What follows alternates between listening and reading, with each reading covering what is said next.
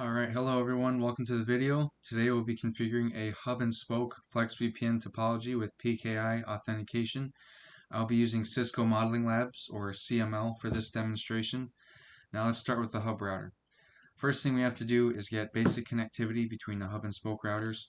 So first things first, just gonna configure some ports on here. Let's see here, enable config T. Let's get the host name configured. Let's call this guy hub. Start with interface gig 0/0. No shut. Let's see here. Give it an IP of add 192.168.1.254 / notation of 24. Let's give it a description. Link to spoke one router.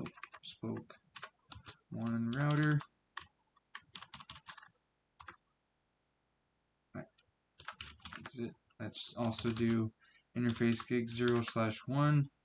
No shut. IP add 192.168.2.254 255.255.255.0. Let's give this the description.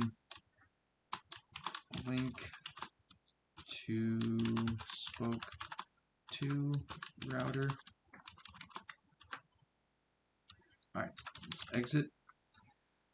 So we will be configuring PKI authentication, right? So we need a interface for the enrollment process. So for that I will be creating Loopback 3 for that very purpose. So IP add, let's see, 15.15.15.1 255.255.255.0. Let's give it a description for enrollment. Go, exit. Alright, let's move on to the other. Let's move on to spoke 1 over here. So that's setting up basic pingability between each router. So host name spoke 1, interface gig 0/0, no shut, IP add, where's that? Second, IP add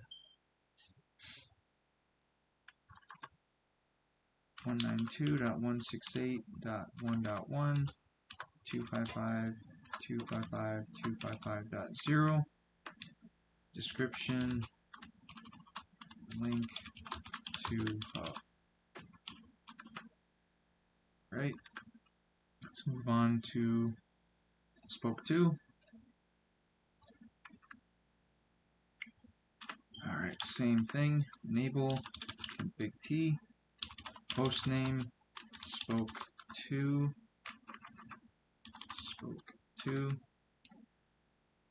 Let's see here. Interface gig 0/0. IP add 192.168.2.1 255.255.255.0. Let's give it a description of the same thing, link to hub.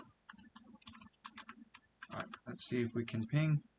So exit, exit again, ping 192.168.2.254.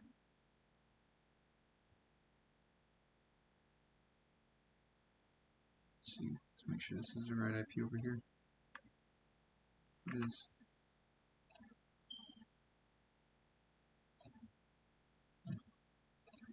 Let's see here, do you show IP interface brief? Let's see. 2.168.2.1. Let's see. Show IP interface brief. 682.1, now it's shut down.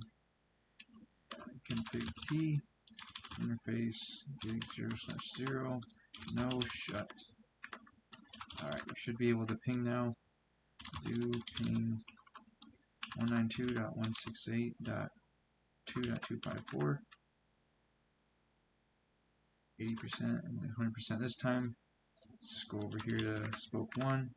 Do ping 192.168.1.254. We're able to ping. Alright, so we have basic connectivity between the hub and spoke routers, right?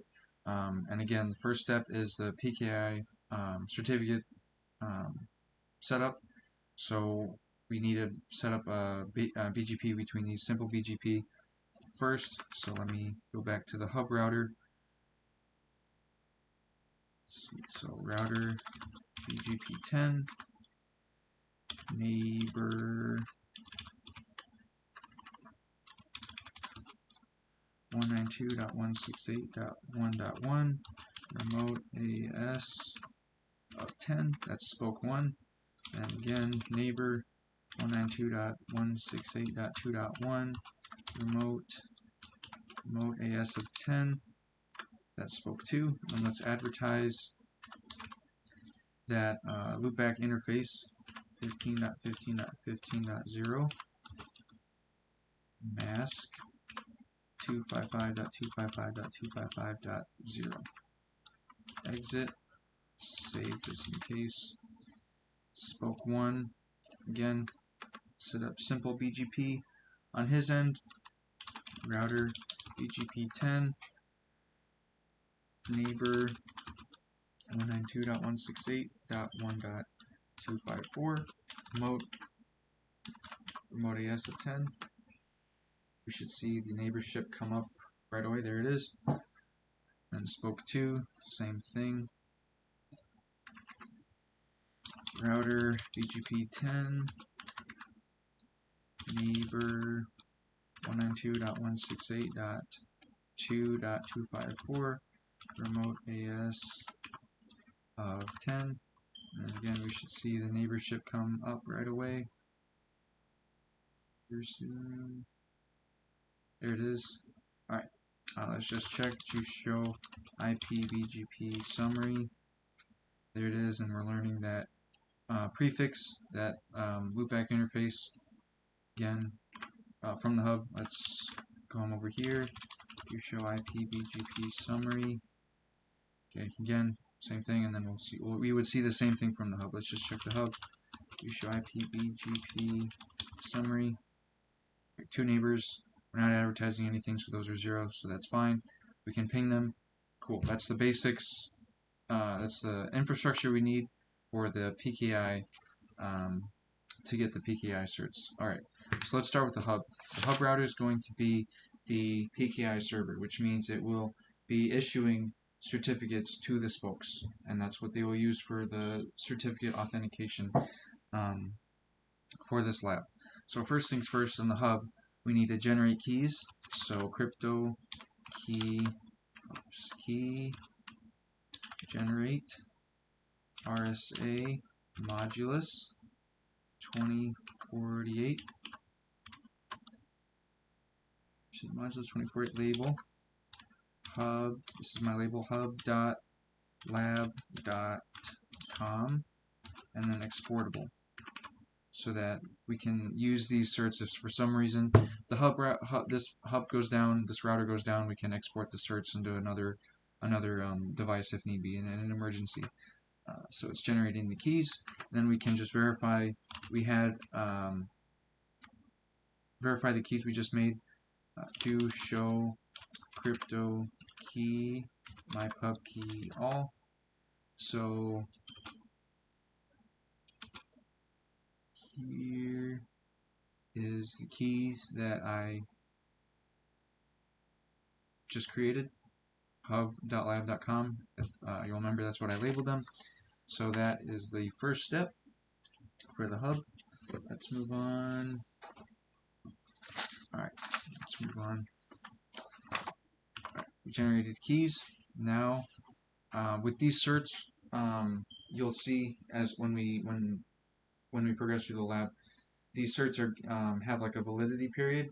So we have to set the clock on the hub. We're going to set the clock on all the routers, but these certs have a certain validity period. So if the hub says, hey, this cert's good from now until a year from now, and then the spoke routers for some reason think are in a different time or time outside that validity period, then the certificate, they won't be able to receive that certificate. So right now I'm just going to set the clock on the hub, and I'm going to repeat this step for the spoke routers as well. I'm just going to set the date and time just so that there's not any problems with the cert validity for the spokes and for this lab. All right, so now we can create the trust points for the hub. So for the hub, we have to create two trust points. We have to create one as a certificate authority and then one as a client trust point. So we'll do the first one here. So crypto PKI trust point hub CA or certificate authority, revocation check none, RSA key pair hub tag CA, fully qualified domain name hub tag CA .lab.com. Alright, and then exit. So that's the certificate authority trust point. Now let's create the client trust point for the hub. So crypto PKI trust point hub tag client, enrollment URL http ://15.15.15.1, and that's the loopback 3, I believe, that we just configured. That's the that's what we're using for the enrollment. So that's why that's important. So that's that. Subject name here, CN equals hub tag client space owner equals lab.com. Go. And again, revocation check none. Fully qualified domain name hub tag client .lab.com. Alright, exit. Now for the hub, like I said, it's the PKI. We're going to use it as the PKI server, so let's set that up right now. IPHTTP server and crypto PKI server hub tag CA, issuer name common name equals hub tag CA, owner equals lab.com. Go. Grant auto, no shut, and then now it'll prompt us to create a password. You don't really need this password after this. For just whatever reason, it makes you create a password, so I always just put Cisco 1234, and it has you enter it again, Cisco 1234. That's just to allow it to create the server. It can be anything. The password can be anything you want. It really doesn't matter. Okay, so exit. Alright. So now we have to, and for all the trust points that we create in this lab, each trust point will have to be authenticated with the certificate authority, which is the hub, and then you'll have to enroll it with that certificate authority, which is how that trust point gets its own cert. And we'll show you. I'll show you that whole process, but that's what we're gonna have to do for each trust point. So the first, like I said, there's two trust points on the hub: the certificate authority trust point and the client trust point. The certificate authority trust point does not need to be authenticated or enrolled because it is the PKI server. Let me just demonstrate that right now. It'll error out here. So this is the commands: crypto PKI authenticate, and then the name of your trust point, so CA, and then it already has. It's the PKI server, so it has the certificate authority, or has a certificate authority certificate already. And then again, if we tried to do the enroll, yeah, it's the same kind of error. So like I said, the PKI trust the trust point for the PKI server does not need to be authenticated or enrolled. So let's move on to the client trust point. So crypto PKI authenticate hub tech client, and then this is the following. The certificate has the following attributes. Do you accept? Yes, I do. It has so I just authenticated the hub. I verified that the hub is who it says it is. So then from there I say, hey, can I have a certificate now since I know you're trustworthy? Give me a certificate so that I can go about my day. So crypto PKI enroll hub tag client, start certificate enrollment, and then again it wants you to create a password. Again, you don't really need this password anywhere else. These are optional. Inject your registration number. No, that's not necessary. Include an IP address. No, that's not necessary. Do you want a certificate? Yes. Yes, I do. And then there. So that's the that trust point was authenticated and enrolled. And what is the verification for that? Verification is there's a couple. Do show crypto PKI trust points status. So we'll see here the trust points we created. This is the certificate authority, right? The keys were generated. Issuing CA was authenticated, which is itself. So, and the certificate request, it did not have a certificate request because it doesn't need to request a certificate from itself. So here's the client trust point here, and it's we generated keys, we authenticated the certificate authority, which is this guy right here, and then we got a certificate for ourselves. So, and another verification for that to actually see our certificate that we got, or all the ones that we have, right, is this command show crypto. Do show crypto PKI certificates, right? So it's the first one right here. The authentication, the hub certificate authority authenticates itself, and then we come up here, the issuer, the hub certificate authority. Now that we authenticated it, it issues us the subject client, hub tech client. It issues us our certificate. So that is those are the verifications for the trust points, creation and enrollment of the trust points. So that's the hub done. Now let's go over to, let's see this real quick.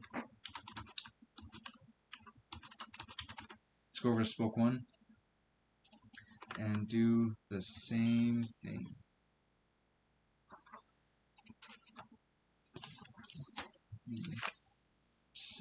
Here we go. Alright, so let's do first things first. Let's look at the clock again. We'll synchronize the clocks later with NTP, but for now, we'll just get it as close as possible.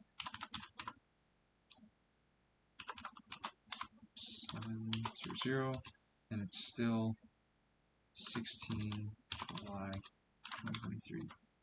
Alright, now we can generate keys, crypto key, generate RSA modulus 2048 label spoke1.lab.com exportable. And again, that's the spoke1.lab.com is just a name that I made. You can label it anything you want. Alright, generated keys. And again, we can see the keys that we made do show crypto key, my pub key, all. And again, this is the key that we just created. So verification. Alright, now let's go into the trust point. So crypto PKI trust point spoke 1 tag client enrollment URL http //15.15.15 15.1, and again, that's that loopback interface on the hub router. Revocation, check none. Fully qualified domain name, spoke1.lab.com. Subject name, common name equals spoke1, owner equals lab.com. RSA key pair, spoke1.lab.com. Alright, so that's the trust point created, and now let's authenticate and enroll it.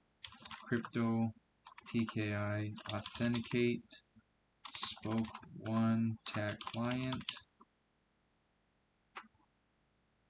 Do you accept the certificate? Yes, I do.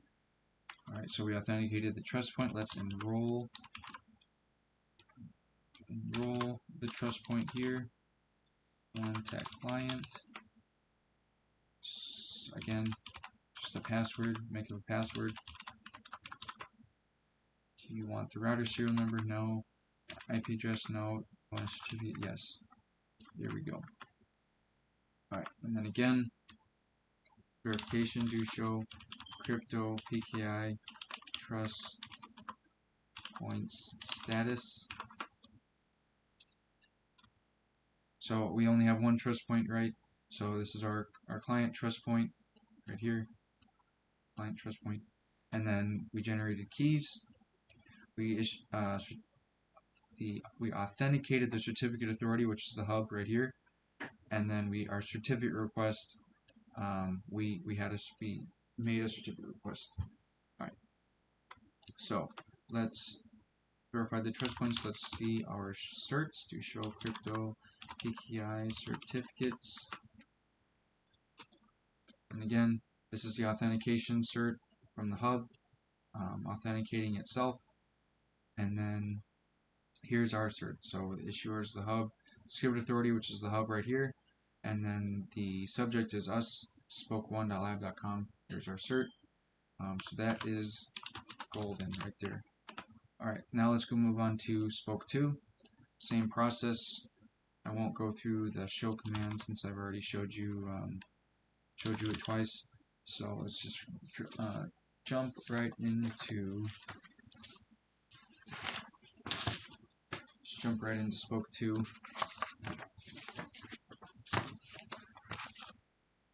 Alright, let's check the time again.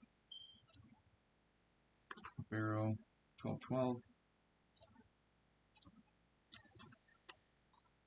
To clock set 12:12:20, let's say 16 July 2023. Alright, let's generate keys.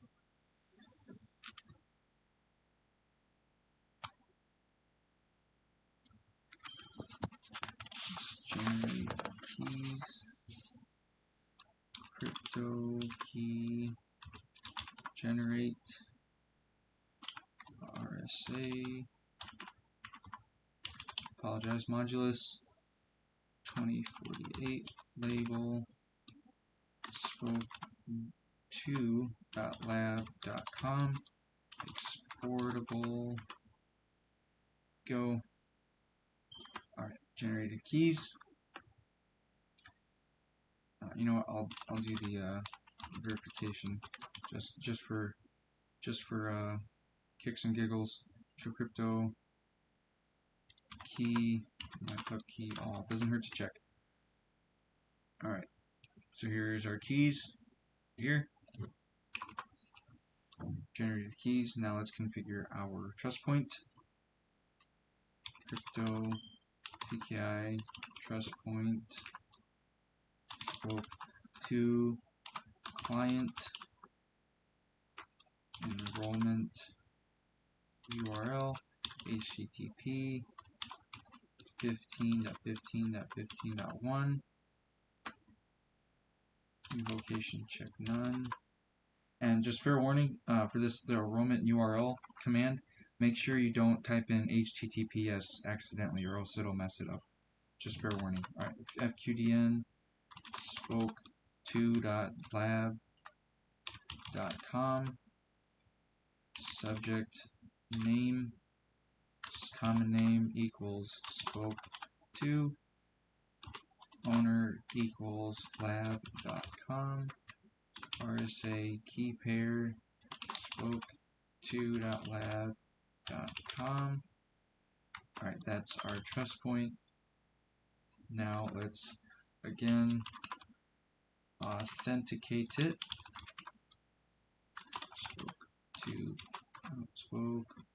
Almost missed that, spoke2 tag client. Excuse me. Do you accept the certificate? Yes, I do. And then up arrow, let's enroll it.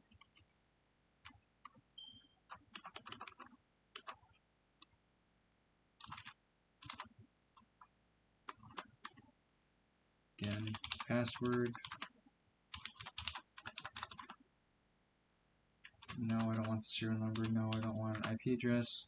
And the subject name, do I want a certificate? Yes, I do. Thank you. Alright. Alright, again.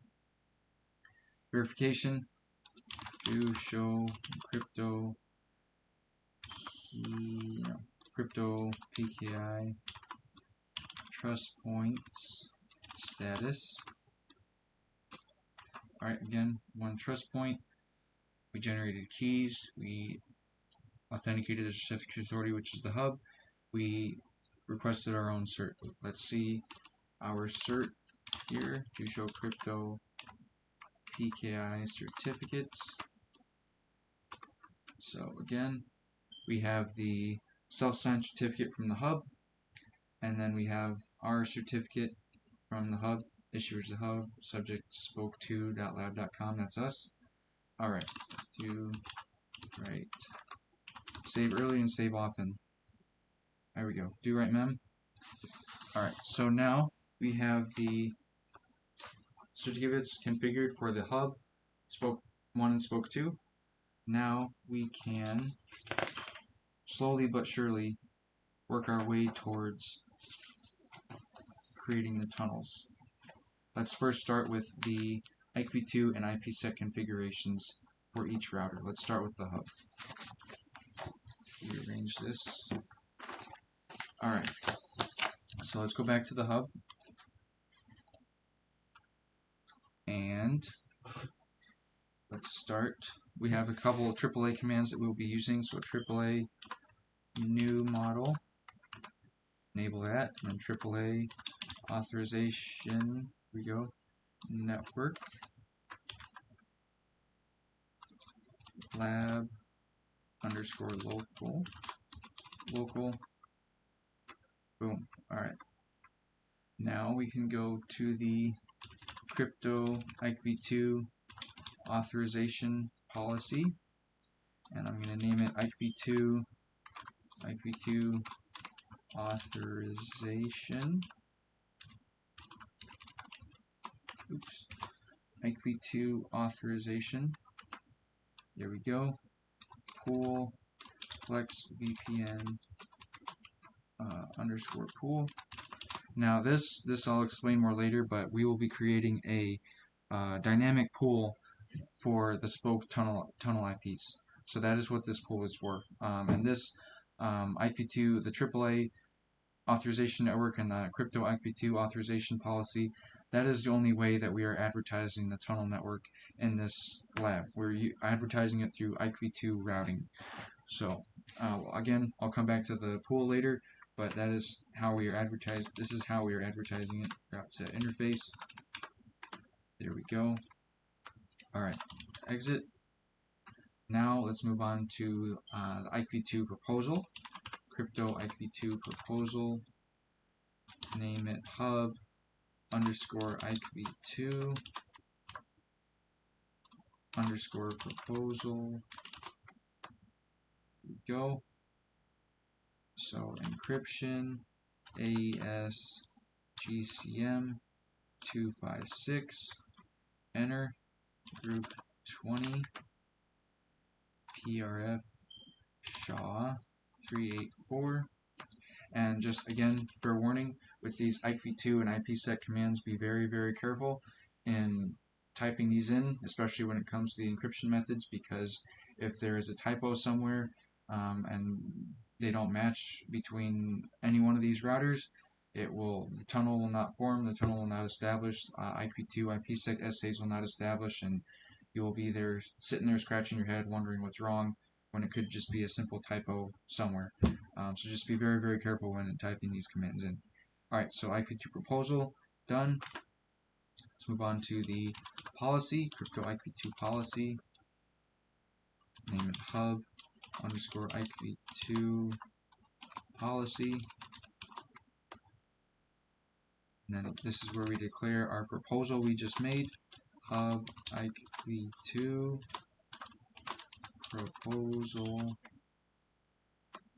Again, you don't have to be imaginative with these names. These are just names that, well, whatever helps you for naming these things, name it that. Doesn't have to be anything complicated. Alright, crypto. Let's move on to the IPv2 profile. Crypto IPv2 profile hub underscore IPv2 profile. So again, see here we have the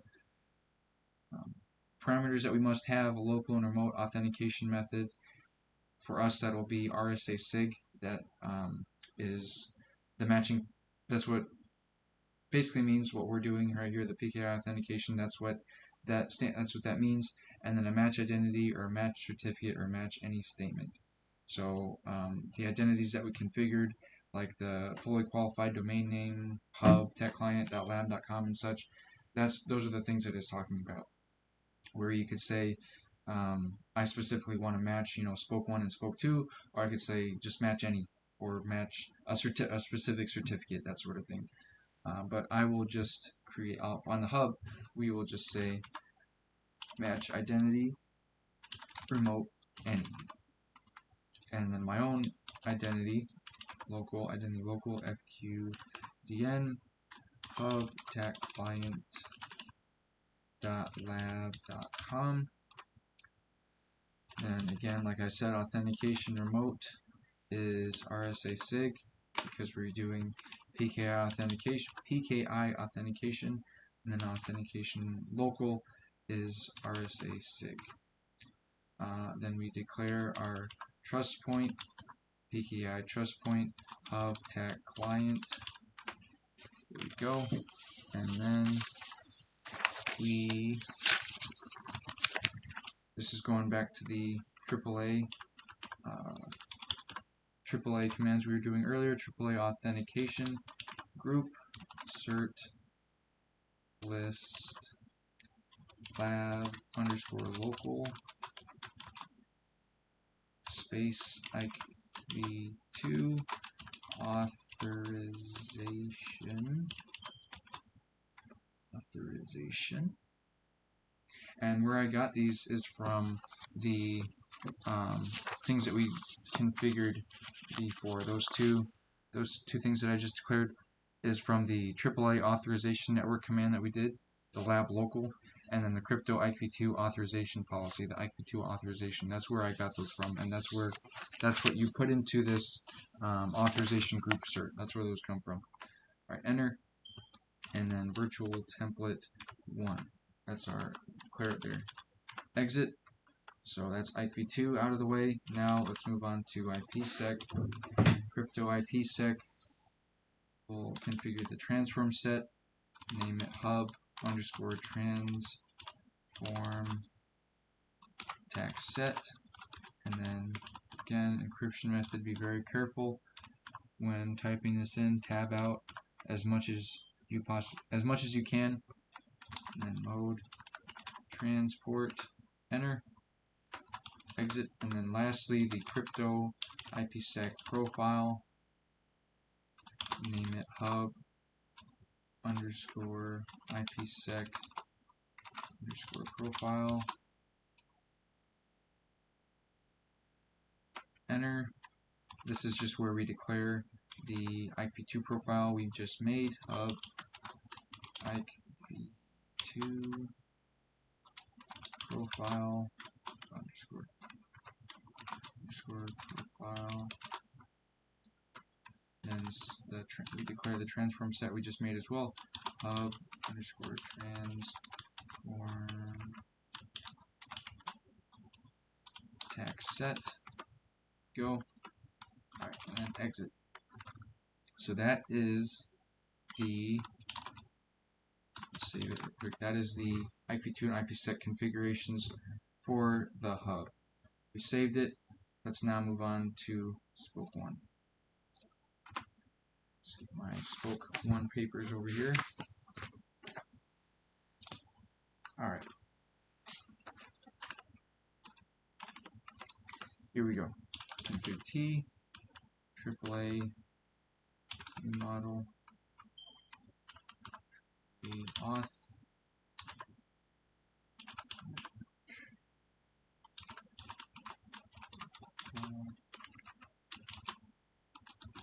local.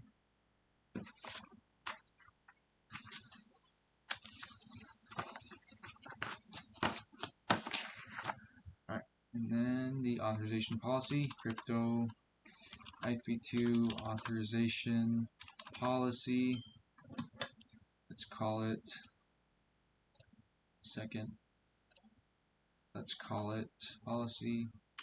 Let's call it IP2 underscore authorization. IP2 authorization. Let's spell that right. Authorization. There we go. Alright, route set interface. There we go. Exit. Easy enough. Now let's move on to the IP2 proposal. Spoke 1 underscore IP2 proposal. Encryption AES GCM 256, and again this needs to match the proposal parameters that we just made on the hub and that we will make on Spoke 2. SHA 384. The proposal is just as it sounds, it's a proposal for the connection. So if these proposals don't match, if the hub is for some reason offering a proposal with Diffie-Hellman group 14 and we're offering a proposal with Diffie-Hellman group 20, our proposals don't match, and so obviously the relationship, the SA, will not form. Alright, so that's the proposal. Now let's go to the policy, crypto IP2 policy, Spoke 1 underscore IP2 underscore policy. Now we declare the proposal we just made, Spoke 1 underscore IP2 underscore proposal. Exit. Alright, and then we can do the crypto IP2 profile. Spoke 1 underscore IP2 underscore profile. Here we go. So match, like I did in the hub IP2 profile, I did match identity remote any. For the spokes, I'll match a specific identity. So I'll match the hub remote FQDN hub tag client dot lab .com. So I'm saying I'm matching specifically the hub router, and then I will match, I'll put a match statement in there for Spoke 2 as well. So match linear remote FQDN Spoke 2 .lab.com. That's the FQDN we will configure for Spoke 2 immediately after this. So my local identity, fully qualified domain name, is spoke1.lab.com. Alright, authentication remote RSA SIG, authentication local RSA SIG. Let's declare the trust point that we created spoke 1 TAC client, and then again the AAA authorization group cert, and that cert is specific to PKI authentication as well. Cert list lab local space IP2 underscore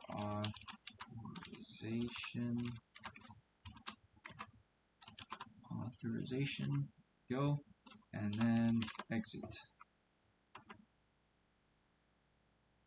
Alright, let's move on to the transform set, crypto IPSEC transform set, spoke 1 underscore trans capital underscore transform tax set ESP GCM 256 mode, mode transport, exit. Alright, now let's create the crypto IPSEC profile, spoke 1 underscore IPSEC underscore profile, set IP2 profile, spoke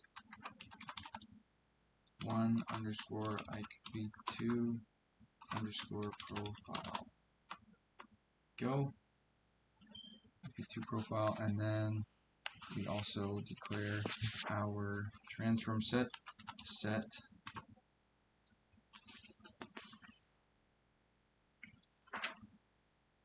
let's see your set, transform set, spoke 1 underscore transform tax set. Here we go, exit. You write mem. That's spoke 1. Now, lastly, spoke 2 for the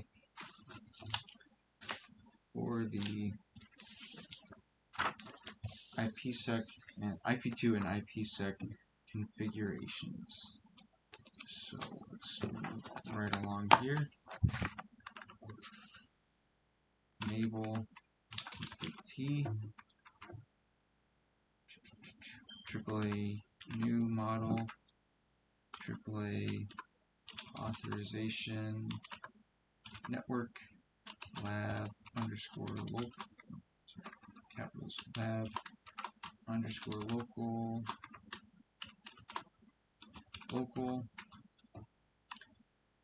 authorization network. Now we can go under the crypto IP2 authorization policy, IP2 authorization. Turn the page.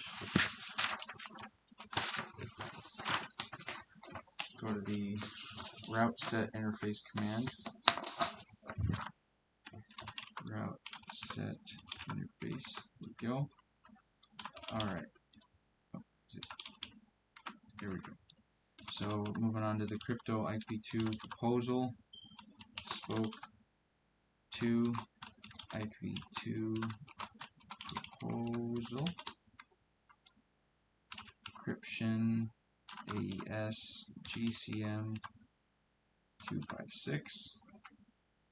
Group 20. VRF SHA 384. Exit.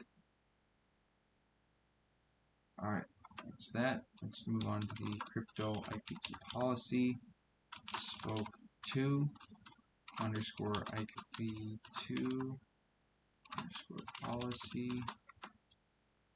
Let's declare our proposal. Spoke 2 underscore proposal. Exit. Crypto IP2 profile, spoke 2 IP2 profile, match identity remote. Again, I'm doing the match statements for the hub and then spoke 1. So match identity remote fqdn hub at client.lab.com and match identity remote fqdn spoke 1.lab.com. My local identity fqdn is spoke 2.lab.com.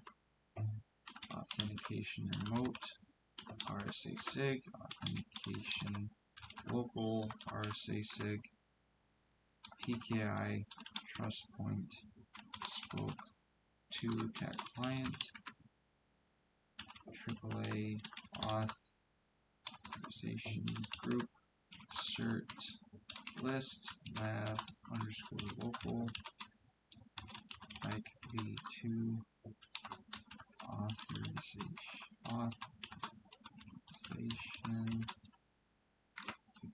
go exit. Now crypto IPSEC transform set spoke 2 underscore transform text set ESP GCM 256 mode transport exit. Crypto, let's do the IPSEC profile now, spoke 2 underscore IPSEC profile, just an underscore right there, profile, IPSEC profile, set the IP2 profile we made, spoke 2 IP2 profile, set transform set spoke 2 underscore transform text set. There we go. And then from there, that is the IP2 and IPSEC configurations for spoke 2. Let's save that real quick. Then let's go back to the hub. Here it is. Here's the hub. Alright. Let's go back to the hub. There's a couple other things that we need to configure on there before we get to the tunnels. Enable config T. So interface loopback 1. I'm just creating this just as a, this will act as kind of a backside network for us, just for when we get to BGP. Make sure we're learning routes, IP address, and description, like I said, for backside. Then exit, and then another loopback interface, this number 10, IP add 172.16.1.254/32, and this will be for our BGP source. We'll do a BGP update source to this loopback, and we will also, when we create our virtual template, this will be our tunnel IP, and we'll get to that in a second. So those are our loopbacks. Let's go back to spoke 1. There's a couple that I want to configure on there as well. Let's see here, loopback 20. I'm sorry, loopback 1. We haven't configured that we show the interface brief. Nope. Okay, so interface loopback 1. IP add 20.20.20.1. Oh, so the master 255.255.0. Description. Again, this is acting as our backside network.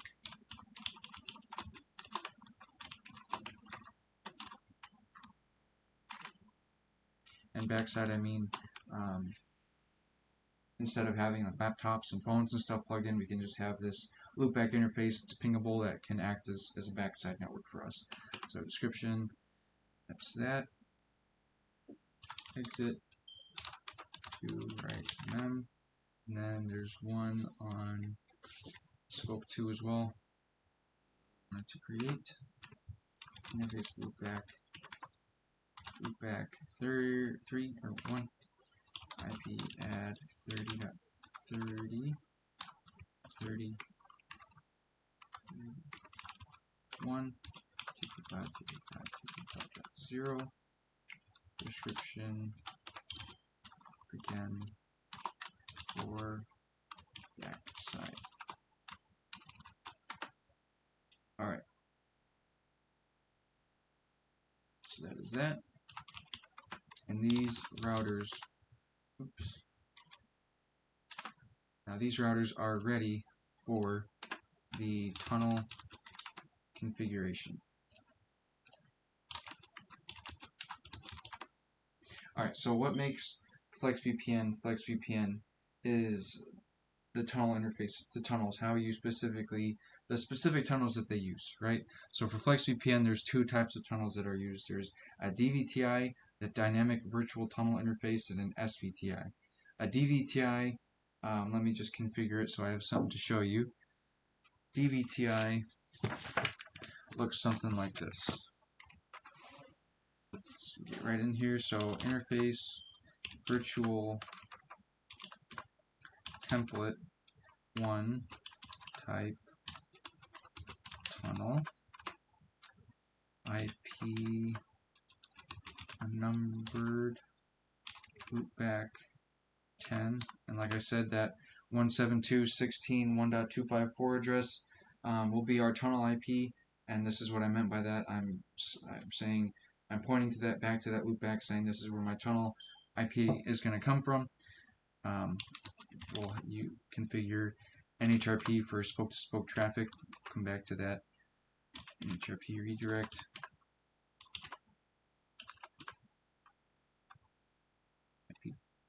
IP NHRP redirect.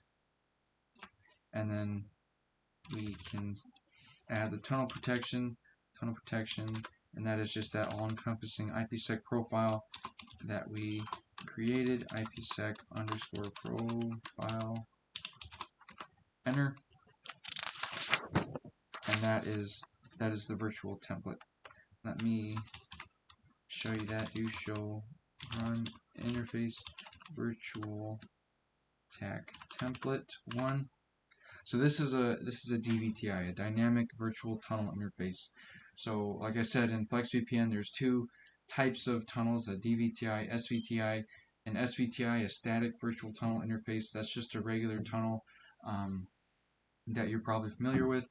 So how these two interact, right, is the hub has this DVTI, this virtual template, and the spokes have just a regular tunnel. What happens is the spokes, when they connect, they use their SVTI, their regular tunnel, to copy this virtual template, because it is, just as it sounds, it's a template for the spoke routers to copy. It's not like a static tunnel where it says a specific source and destination, a specific peer that it's going to. It's just an open template that the hub offers, making it more dynamic and just easier and more realistic to configure, more dynamic, so that the spokes can just new spokes can just add on, that can just come, copy the template, easy day, connect, and then doesn't require any further configurations with the hub. It's very scalable, and the DVTI is what a lot of people consider the threshold of FLEXVPN, is what makes FLEXVPN dynamic, is that dynamic virtual tunnel interface. So that's why we have it on here. So from hub to spoke, right, there's the DVTI virtual template, and then the SVTI, the regular tunnel on the spoke.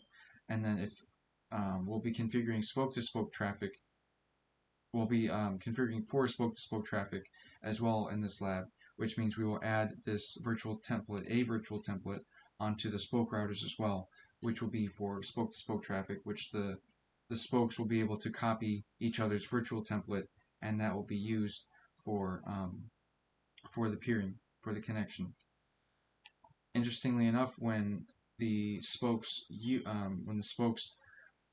copy this virtual template, a virtual access interface is populated on the hub. You can see that in the show IP interface brief. Once we get the tunnels up and running, I will show you that. That's part of the verification for this working, is if the virtual access interface forms, and then if the spokes are negotiate an IP, since like I said, we will configure a dynamic tunnel IP pool for the spokes. We're not configuring IPs on the spokes. The tunnels will get IPs dynamically. So that is a short explanation of DVTI, SVTI, and what makes FLEXVPN unique. So that is the virtual template for the hub. Now let's configure the spoke routers, DVTI and SVTI. Let's go back to spoke 1. So interface, this is the SVTI, static tunnel interface, normal tunnel like you're probably familiar with, and instead of adding an IP address, we're saying IP address negotiated, because we will be using the spokes will copy that virtual template, and then they will be issued a tunnel IP dynamically from the hub.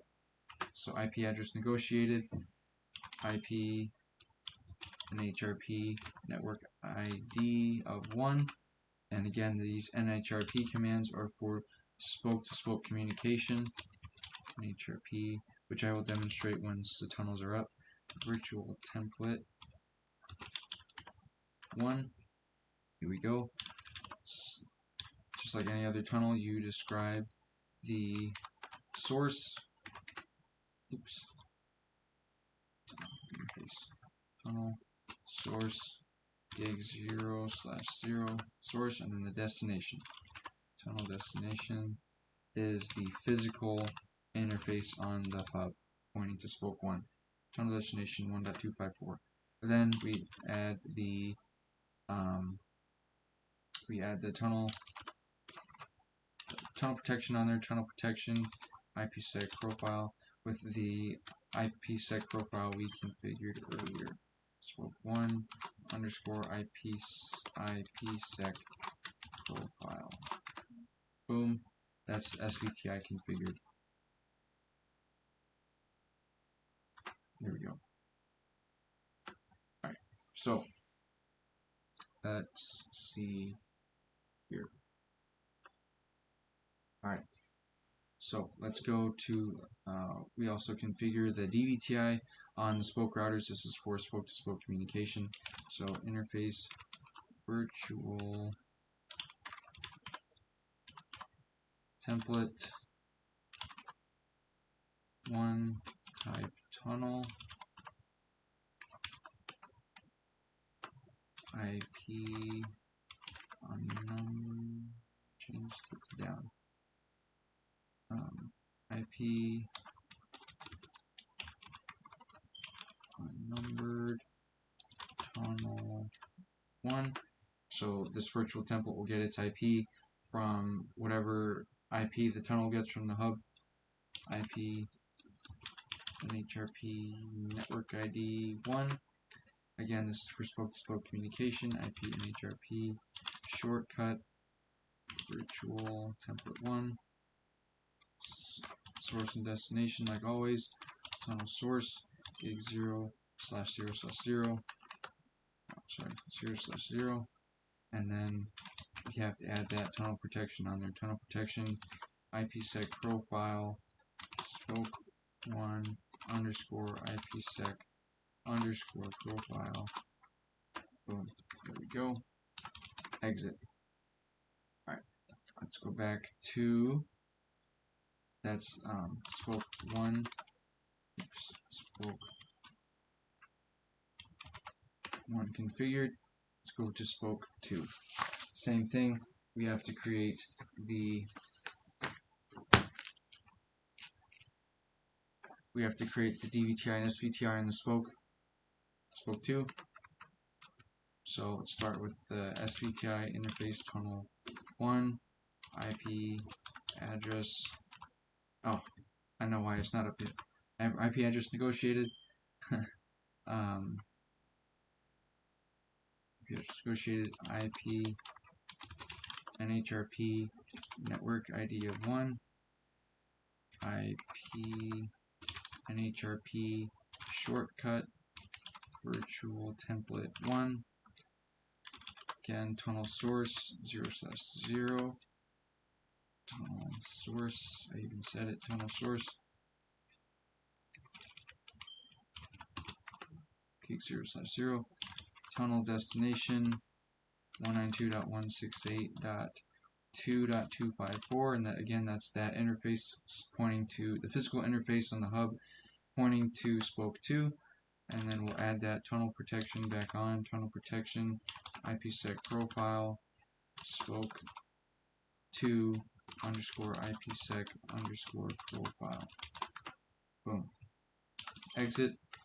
Let's configure the DVTI interface virtual template 1 type tunnel IP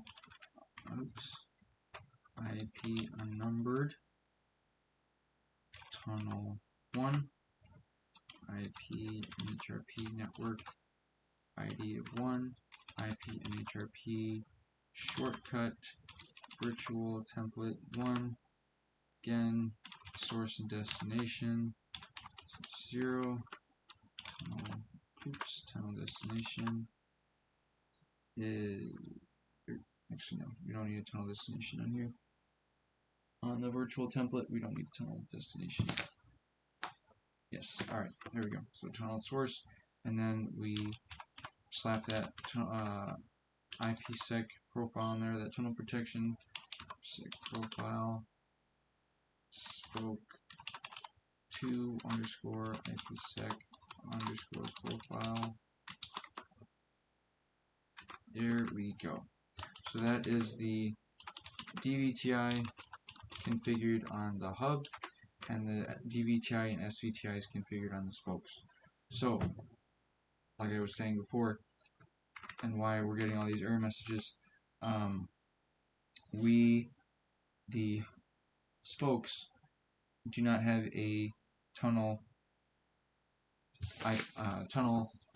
IP configured. They don't have an IP address configured on their tunnels. They get it dynamically from the hub, and we have not configured that pool yet. So let me find that. Here we go.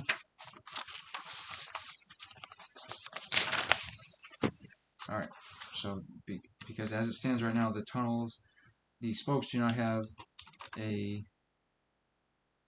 means of getting an IP right now, so we haven't created the pool yet. So IP local pool, this is on the hub, IP local pool, FLEXVPN underscore pool, and then we say, let's question mark it out. So first IP and then we type in the first and last IP of the range that we want. So I'll say 192.172.16.1.1 space 172.16.1.20. So that's the IP range I want to give for the pool that I want to set for these IPs. Enter. And like I said, the only way that the tunnel interfaces are, or the tunnel network is being advertised in this lab is through IP2 routing, through the IP2 authorization policy and such that we configured earlier. So you'll see now that virtual access 1 is up, and like I said, once the spokes copy the virtual template on the hub, or if it's spoke-to-spoke traffic, if they copy another spoke's virtual template, then a virtual access interface is formed, and that's how you know that's your verification for one of the verifications that you have that the tunnel is up. So let's see that in the IP interface brief. we'll see two virtual access interfaces. Here's our virtual template, and then the virtual access interfaces that the spokes copied right here, and then all that stuff that we configured, right? The IP2, IPSEC, the tunnel, all that comes together to form this relationship. So a lot of things go into the tunnels coming up, the tunnel relationship forming. So if the tunnels still remain down, you'd have to troubleshoot the IP2, IPSEC, tunnel configuration itself. So a lot goes into this, getting these virtual access interfaces to form. So just be careful as you're typing stuff in. All right, so what is the verification for this, right? As I said, there's many things that go into these tunnels getting formed. One of which is the IP2 SA. Let's show that. Do show crypto IP2 SA. So here, this is what you should see, right? You should see the tunnel ID local, which is this is for spoke 1, so this is the interface going to pointing to spoke 1. This is spoke 1's tunnel physical interface status of ready. That means it's good. And then again, this is the parameters that spoke 1 and the hub agreed upon: the encryption method, the key size, PRF, the hashing, the Diffie-Hellman group, the auth sign, auth verify, which is both RSA-6 since we're using certs, cert-based authentication. Then again, same thing for spoke 2, interface on the hub going to spoke 2, spoke 2's physical interface, it's ready, and then these are the parameters that hub and spoke 2 agreed upon. And again, like I said, the only way we are advertising this tunnel network is through IP2 routing. So how do we see that? So let's type in do show crypto IP2 SA detailed, enter that in, and then see, type in it. So here we'll be able to see, this is how you'll see the fruits of your IP2 routing. So remote subnets, right? This is what we're learning. This is the, what is this? Virtual access. This is spoke 1. So the remote subnet of 172.16.1.2. That's the tunnel IP that was given to spoke 1, and that, like I said, IP2. It's only being advertised through IP2, and we can see that here. This is your verification for that it is being routed through IP2. Again, this is spoke 2, and you can see its tunnel IP that it was given. So that's the IP2 SA. Let's see the do show crypto IPSEC SA. The IP2 SA is the SA that's established. It's just a handshake. You agree upon the parameters for the relationship. The IPSEC SA is how traffic is actually encrypted. So there's two entries for each virtual access interface, and the verification for this is right here. Like I said, the IPSEC SA is how traffic is encrypted, and as you see here, these should not be 0. These should have different numbers. This means that no traffic is being encrypted right now. Again, for virtual access interface 2, same thing. So we haven't. Let's generate some traffic between these two. So let me ping. I'll ping the loopback of spoke 1, 20.20.20.1.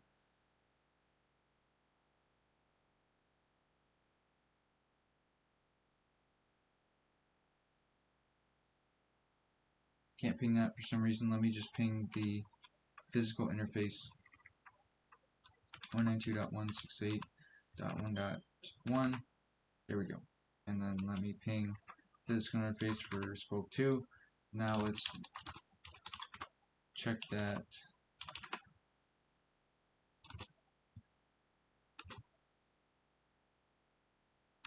Let's see here. So it still says 0. Let's see. Do show IP.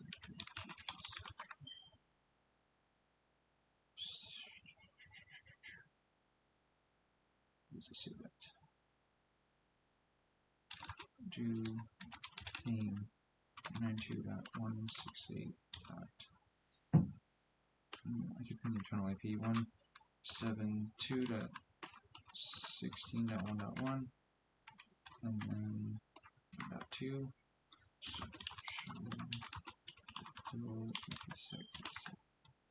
Should see, there we go. Alright, awesome. So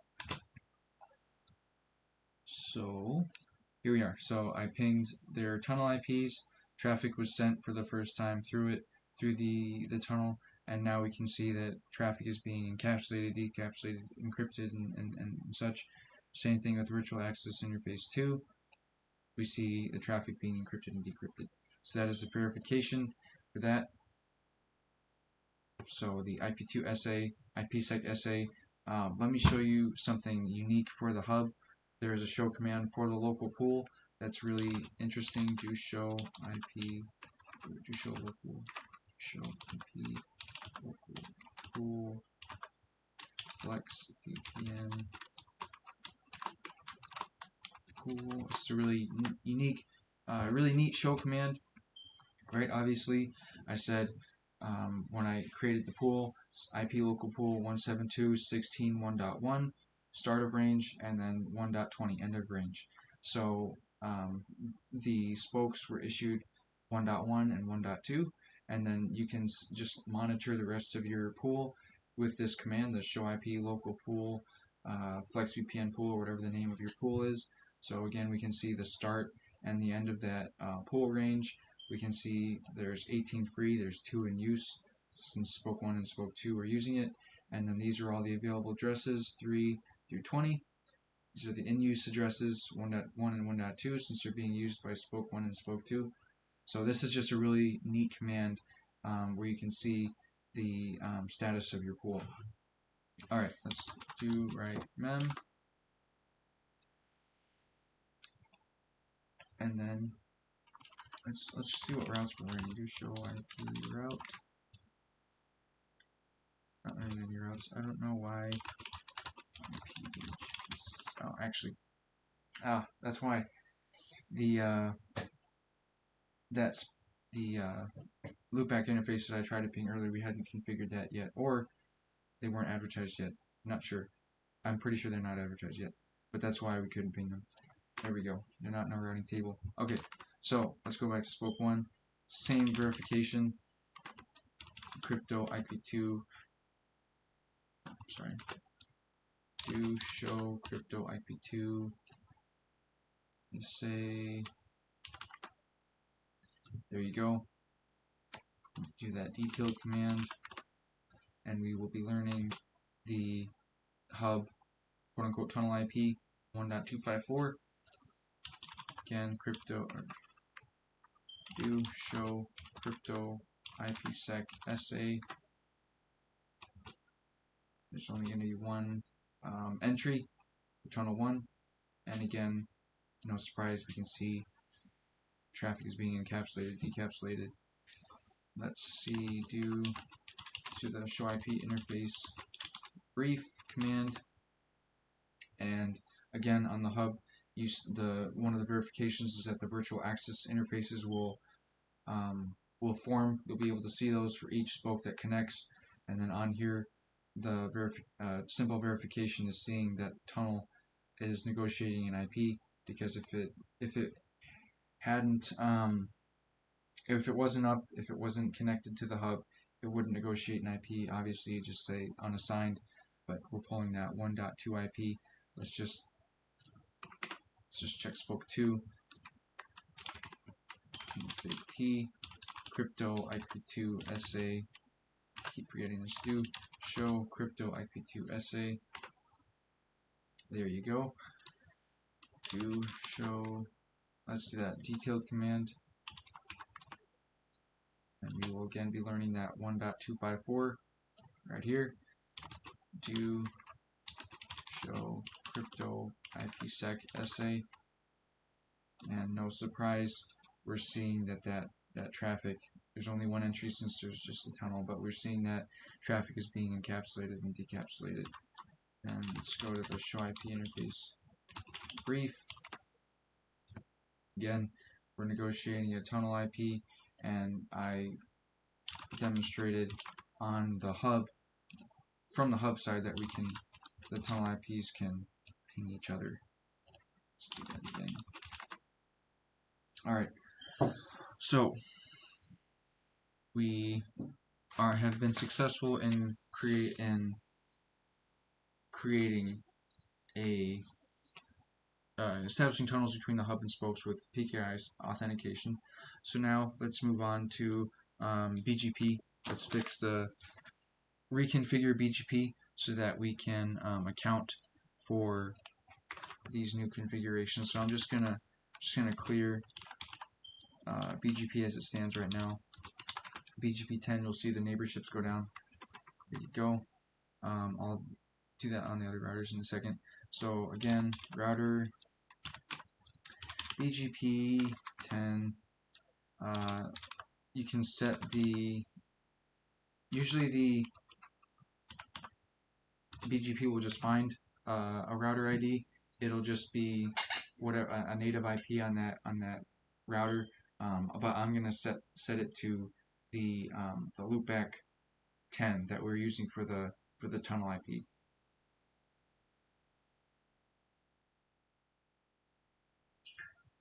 Okay, so BGP router ID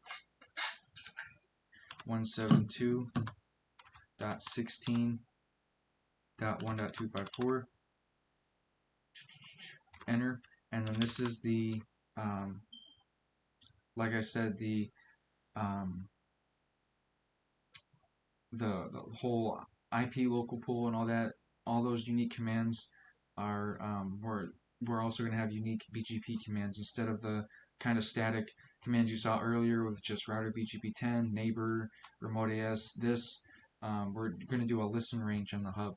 So what does that look like? Here we go. So BGP listen range 172.16.1.0/24, and funny enough that this range encompasses the range of our local pool. So peer group FLEXVPN spokes. So what we're doing here is we have a local pool on the hub that dynamically issues the spokes tunnel IPs, and going along with that, for BGP on the hub, instead of creating static neighborships with the spokes, we're just creating a listen range. So it's more dynamic, it's more scalable.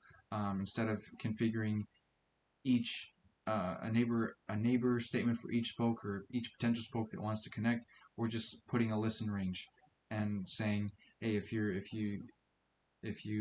have this address 1.0/20 within that subnet range, then you're part of this peer group, and we'll further flesh out this peer group here in a second. We'll do that right now. So neighbor FLEXVPN _ spokes peer group. So this is creating the peer group, and instead of saying, okay, instead of having to configure for each spoke, okay, your remote AS is this, the update source for you is this, the password for you is this, the description for you is this. We're just going to say anyone that is under this subnet range, they're going to be a part of this peer group with these set parameters, and it just makes it dynamic and more scalable so that we don't have to specify these things for each and every spoke that connects. So neighbor FLEXVPN spokes peer group, enter, created the peer group. Now I'm saying everyone within this peer group, the FLEXVPN spokes, has a remote AS of 10, autonomous system number, and then neighbor FLEXVPN _ spokes transport connection mode passive, enter, and then neighbor FLEXVPN spokes update source loopback 10. And all that is saying is that the source of this neighborship, which would by default be the physical interface on the router, whichever for whichever physical interface is facing that spoke, we're saying the updated source for this neighborship is loopback 10. It's just more for security. If for any reason that physical port goes down, then the neighborship will not go down, because this is a virtual always-on interface that we're saying the neighborship will form. So this is just extra redundancy. So update the source loopback 10. Then we'll go into address family IPv4. Activate. Let's see here. Activate the spoke, or I'm sorry, the peer group for that address family. Say neighbor FLEXVPN spokes default originate, and then let's advertise those loopbacks that we created, the 10.10.10.0 mask 255.255.255.0. That's the one just for our backside. And then we're 15.15.15.0 mask 255.255.255.0. Again, that was the one that's the loopback interface we're using for our enrollment for the PKI certification, and then we'll hit exit. That to show, do right mem. That is the end of the BGP configurations for the hub. Now let's move to spoke 1. Won't be as involved for spoke 1. Here we go. So again, I'm gonna just get rid of the previous router BGP 10 we created before. No.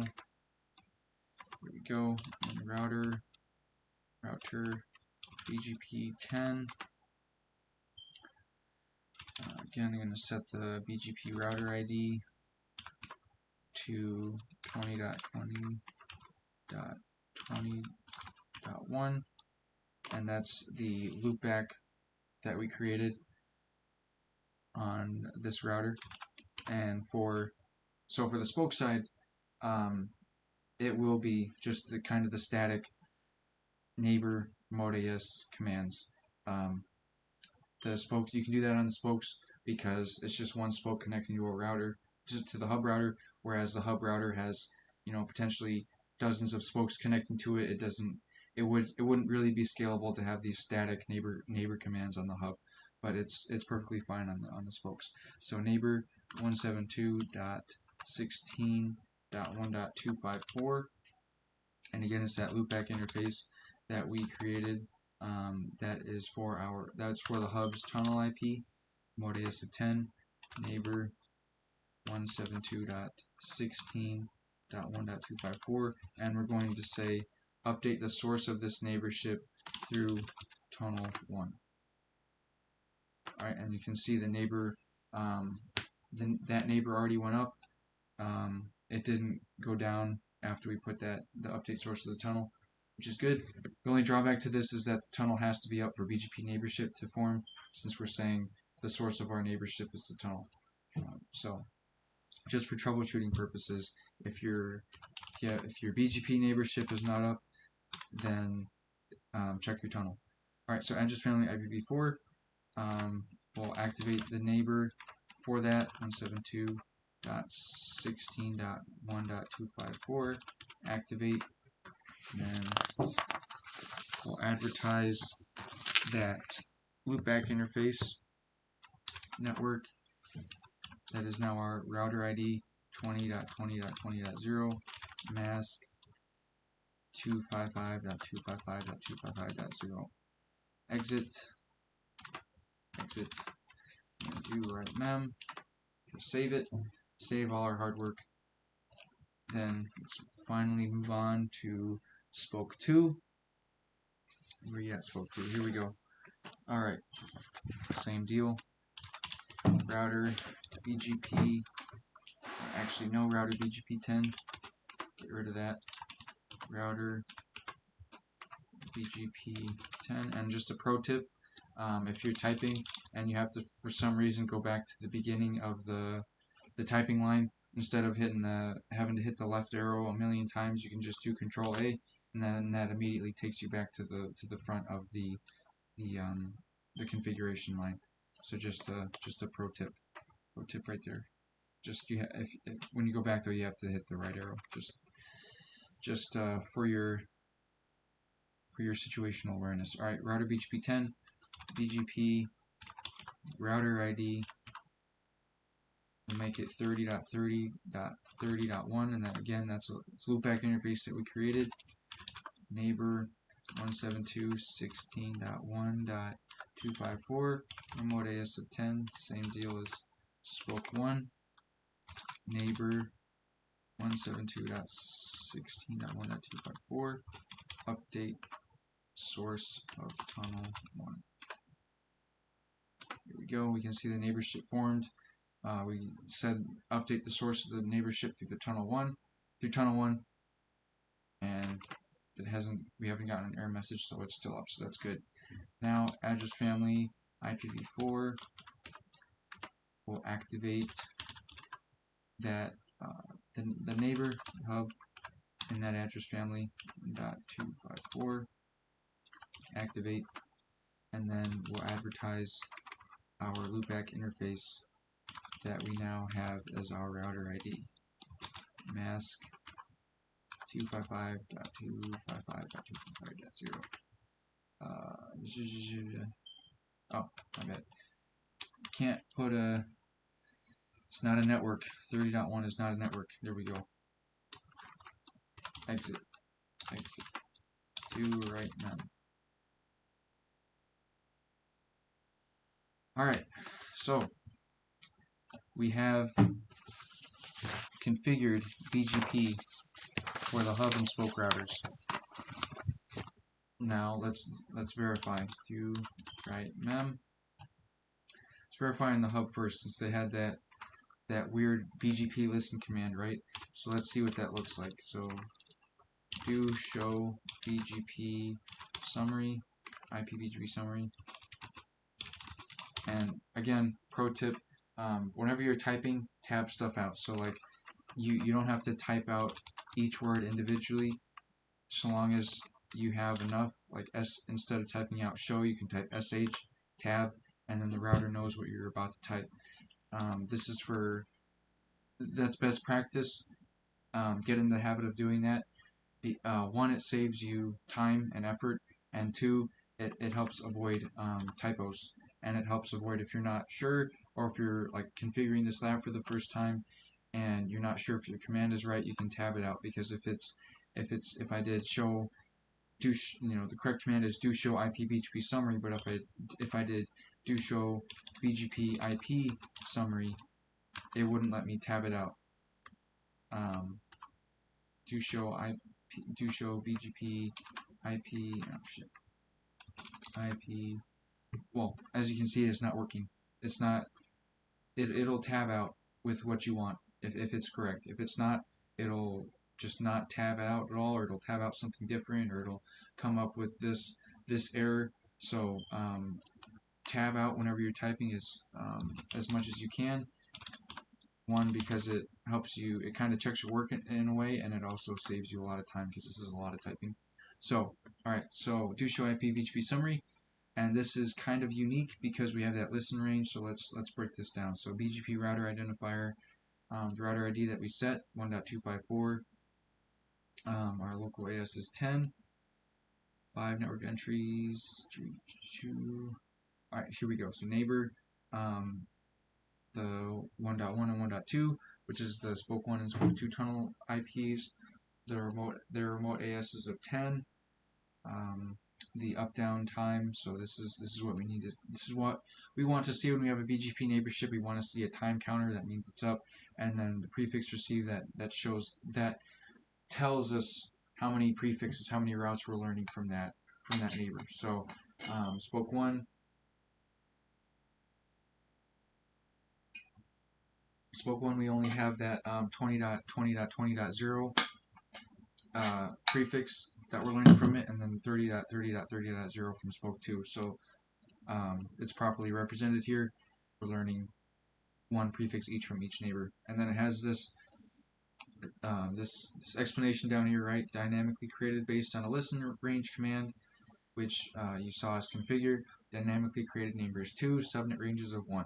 So this is just a reminder, this is what we're listening for, and then total dynamically created neighbors 2 out of 100 max. In that listen range command, you can set a limit of BGP listen limit of, you could say like 5, because 100 is kind of excessive, but you can go up to like 5,000. So you can set the amount of neighbors that the hub can listen to. So maybe you only want to listen to 3 neighbors, or maybe you want to listen to 3,000. It's up to you. So that's what that looks like on the hub's end. Let's come over here to the spokes. You show IP BGP summary, and it'll look a little bit more normal on the spoke side. Again, neighbor 1.254, mode AS of 10. You have the up down time, and we're learning 3 prefixes from them: the 10.0, 15.0, or 10.1, 15.1, and then the 172.16, 1.254 prefix. And we can check that right here. To show IP route. You can see the 3 prefixes, like I just said, we're learning from them: the 10, 15, and then the quad 0 default route, 10, and then 15. So, and then go back to spoke 2. Here show IP BGP summary. There we go. Neighbor, learning 3 prefixes to show IP route. What routes are we learning from them? Quad 0 default route, the 10.0, and then 15.0. Let's go back to hub to show IP route. So we're learning the 20.0, the loopback, the spoke 1 loopback interface, 30.0, the spoke 2 loopback interface, and so we are good. So we have dynamic, we have FLEXVPN hub to spoke with DVTI, SVTI, right? PKI authentication. We created that. Last thing, let's check spoke to spoke connectivity. So let's see here. All we should have to do for that is ping. So ping, I'm going to ping the 30.30.30.1 loopback interface with spoke 2. Oops. Control A, do ping, and I can ping it. This is the verification for that. Like I said, for spoke to spoke traffic, spoke 1, in this case spoke 1, copies spoke 2's virtual template with its SVTI. A virtual access interface is formed on, let's see here, you show IP. Or it would be the other way around. Let's see here. You show IP interface group. There we go. Well, a virtual access interface forms on both routers, but well, actually, because they copy, the ping happens. Each spoke in turn copies each other's virtual template. The neighborship is formed, so a virtual access interface forms in both spoke routers. That's the verification. We saw that pop up right up here. All we had to do is ping it. So virtual access interface 172.16.1.2. We should be able to show IP route. We will be able to see it in the routing table, and we're looking for that H. That means if you can see it up here. Where is it at?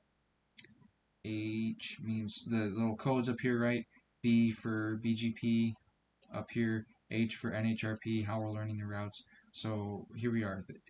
H, we're learning that 30.30 or 30.0 network via spoke 2's tunnel IP, and that's the verification from it. We're learning it through NHRP. We're learning it directly from spoke 2's tunnel IP. We're not learning it from the hub. We're learning it directly from spoke 2.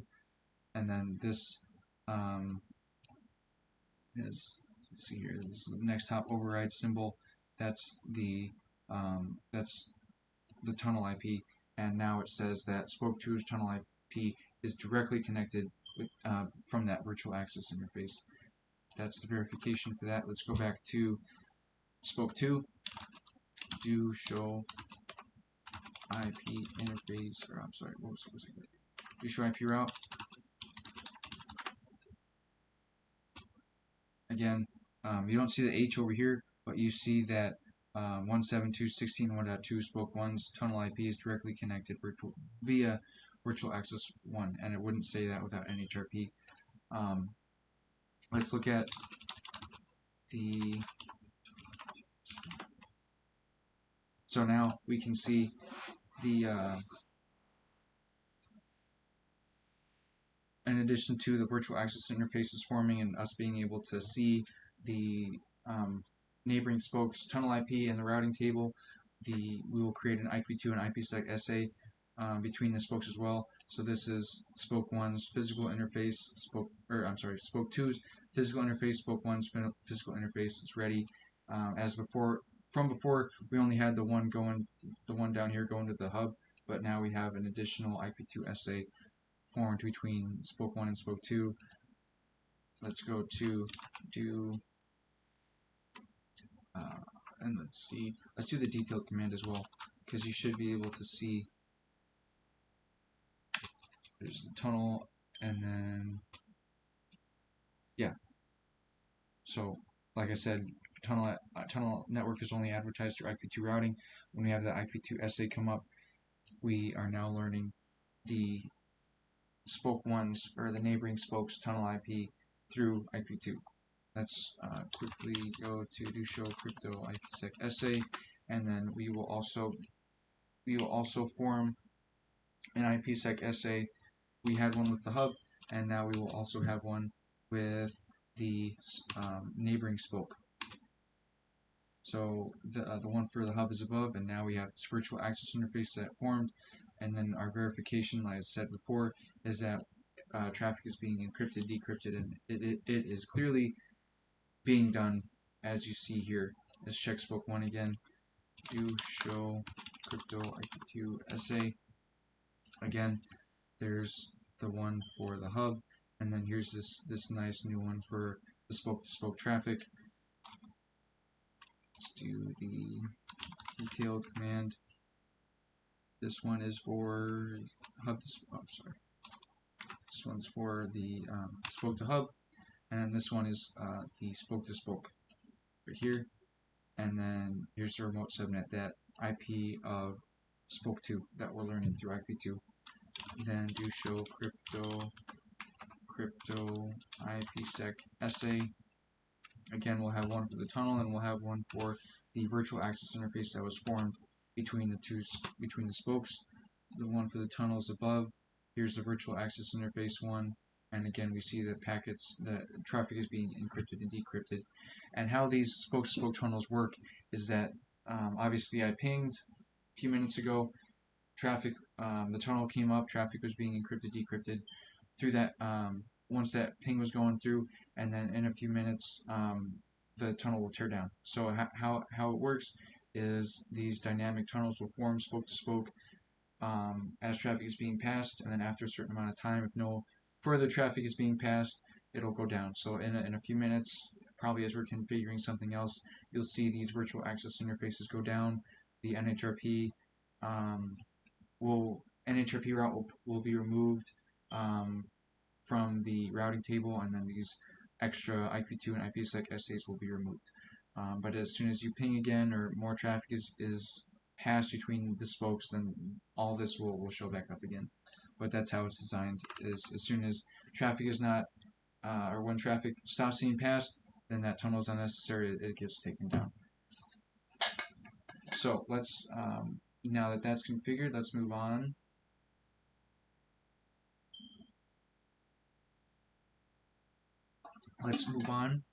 Let's take this lab a step further. Sorry, microphone was way out. Let's take this lab a step further, right? We have hub and spoke to spoke FLEXVPN with PKI authentication, right? We're pinging everything. We have BGP neighborship, the tunnels are up. Let's take this lab a step further. Let's put all these routers in a VRF. So what is a VRF? I have this nice explanation here typed out. So a VRF stands for virtual routing and forwarding. It allows having more than one routing table on a single router. It is also another protective layer for your traffic as it moves across the dirty internet. So that is what we will do right now. We will make this a little bit more realistic, and we'll make it so that it'll be a little bit more realistic to demonstrate that maybe these aren't just like local network. These are routers maybe in completely different cities or parts of a town, or maybe in completely different cities across the country that we put there. Not only is there traffic being passed through a tunnel, but they're also being added to a VRF for extra security. So let's configure that right now. For these VRF commands are pretty simple. It's pretty much just adding the VRF to the interfaces and tunnels and stuff that we already configured. So let's get started. All right, let's start into the hub. Pretty simple commands: IP VRF, and then the name of your VRF. I'm going to name it lab. Description, name it anything you want. I'll say for realism, because like I said, if this was a real lab, or you will at some point have to configure a VRF or know how VRFs work, so it's important that we do it in this lab environment so that you get comfortable with it. So description for realism, and then a route designator of 10:99. Here we go. These route designators don't really mean anything. They're just necessary so that the traffic for your router has a specific designator, or else it will, one, you won't be able to do the VRF BGP configurations, and two, you need a specific identifier for your traffic in the VRF. So we just created the VRF. Let's add, like I said, let's just add it to the interfaces that we already, most of the interfaces that we already configured. So first, I'm going to start with the IPv2 policy, crypto. Oh, let's get out of the VRF. Exit. Crypto IPv2 policy spoke to underscore IPv2 policy. Then we, oops, no, this is the wrong one. No, I had the wrong paper. Bear with me. Bear with me. Here we go. Here's the one for the hub. I gotta delete that. Exit. No. Copy. Paste. There we go. Okay, that was simple mistake. Here we go. So IPVRF lab. Here we go. Crypto IP2 policy hub underscore IP2 policy. Go, and then we're just gonna say match FVRF, the name of our VRF lab.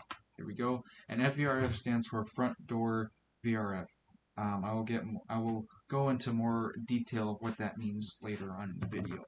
So match FVR lab, exit. Let's add it to the IP2 profile, crypto IP2 profile, hub underscore IP2 profile, and then it'll be the same command. Enter, match FVRF, the name of our VRF, and that is lab. Exit. Now we're gonna get into adding the VRF onto the interfaces. And just fair warning, for adding VRFs onto interfaces, when you do that, it gets rid of the IP. That's any IPs that are on the interface, and you'll see that in a second. So interface gig 0/0, then IP VRF forwarding and the name of our VRF, and that is lab. And as you can see, interface gig 0/0 IPv4 disabled and address removed due to enabling VRF lab. So let's, before that had 192.168.1.254 on it. That was the interface to spoke 1. Exit. Let's just look at that interface real quick just to see what they're talking about. Oops, wrong one. Do show run interface gig 0/0, and there you go. So no IP address. We had an IP address configured on there before. Now with that VRF slapped on there, it took the IP address away, and we have to re-add the IP address. So just if you're doing these VRF commands, be very careful. Make sure you check your work. Make sure you remember to put the IPs back on here, or else it will obviously, the lab won't come back up again. So let's go back into interface gig 0/0. Let's just add that IP back. IP add 192.168.1.254, 255.255.255.0, and then exit. And then let's do gig 0/1 IP VRF forwarding name of our lab. Move the IP again. IP add 192.168.2.254, 255.255.255.0. Exit. Let's add it to the and you'll see the virtual access interfaces that we had configured that were formed that showed us that the spokes had successfully copied the template and the tunnels were up between the hub and spokes. I just put the tunnel source for these those connections in a VRF. So now that's in a VRF, that affected the tunnel. The virtual access interface is going to go down, the tunnel is going to go down, but we're going to put the tunnel itself into our VRF in a second. So let's continue. Interface loopback 1, IP VRF forwarding lab, re-add the IP add, and again this would have been easier to configure it outright with VRF, but I wanted to show you guys what it looked like without it. What the lab looked like without it, and then you'll be able to see how the router behaves in a VRF, and what the routing table looks like and all that, and what happens when you apply a VRF to an already configured interface. So IP VRF forwarding, BGP's down now. IP VRF forwarding lab, IP add 15.15.15.1, 255.255.255.0. Exit. Let's do that. Interface loopback 10. IP VRF forwarding lab. IP add. This is an important one since this is our BGP source and also our tunnel IP 1.254. 255.255.255. Enter. Alright. So let's do a show IP interface brief. So these virtual access, oh no, they're up down. Okay. Well, says virtual access interfaces, but I believe the tunnels should be down right now, but they're still attempting to copy the virtual template. And just a pro tip, whenever you have these virtual access interfaces, that means that the virtual template is actively being copied, whether it's spoke to spoke or hub to spoke, and the virtual template will be locked for editing. So I'll demonstrate that right now. Virtual template, template 1, virtual template config is locked, active, the virtual access is present. So it's actively trying to be copied by the spokes, even though I just messed everything up with VRF commands. So so the only way that you can edit the virtual template now is by going to the spoke routers and shutting their tunnels. That's the only way you'll be able to edit the virtual template. Remember that, because that's something I had to find out the hard way. The only other solution I had heard of or found or was told before was that you have to delete the tunnels entirely, and then that's the only way you can edit the virtual template at this point. But all you have to do, foot stomp, all you have to do is shut the tunnels, the spoke tunnels that are trying to copy the template. So interface tunnel 1, shut, yo, enter, interface T, interface tunnel 1, shut, oops, shut. And then you should see the virtual access interfaces go down. Well, the tunnel goes down, and then on the hub you'll see the virtual access interfaces go down. And then so that means that we can now edit the virtual template. Simple step, but without that simple step you wouldn't be able to edit it. IPVRF forwarding, the name of our VRF lab, tunnel VRF lab, and then let's just make sure that it didn't take the, let's show it, do show run interface virtual template 1.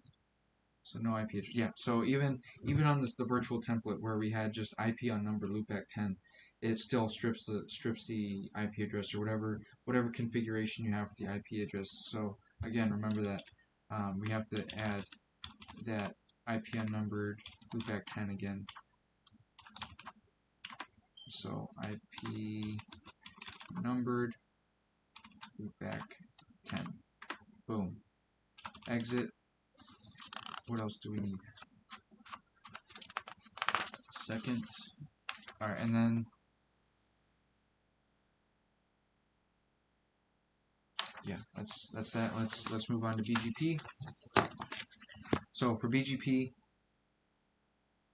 also needs some VRF specific commands. Like I said in my little description of what a VRF is, it allows a router to have more than one routing table. So, and you'll be able to see it, because before we just had the address family IPv4 routing table. Now we have the address family IPv4 VRF lab routing table. And that's where we will be learning our routes. That's where we'll be advertising our routes. That's where we'll be advertising the neighbor, the peer group hub side, and then that's where we'll be advertising our neighbor, just the hub neighborship from the spoke side. So let's get right into it again.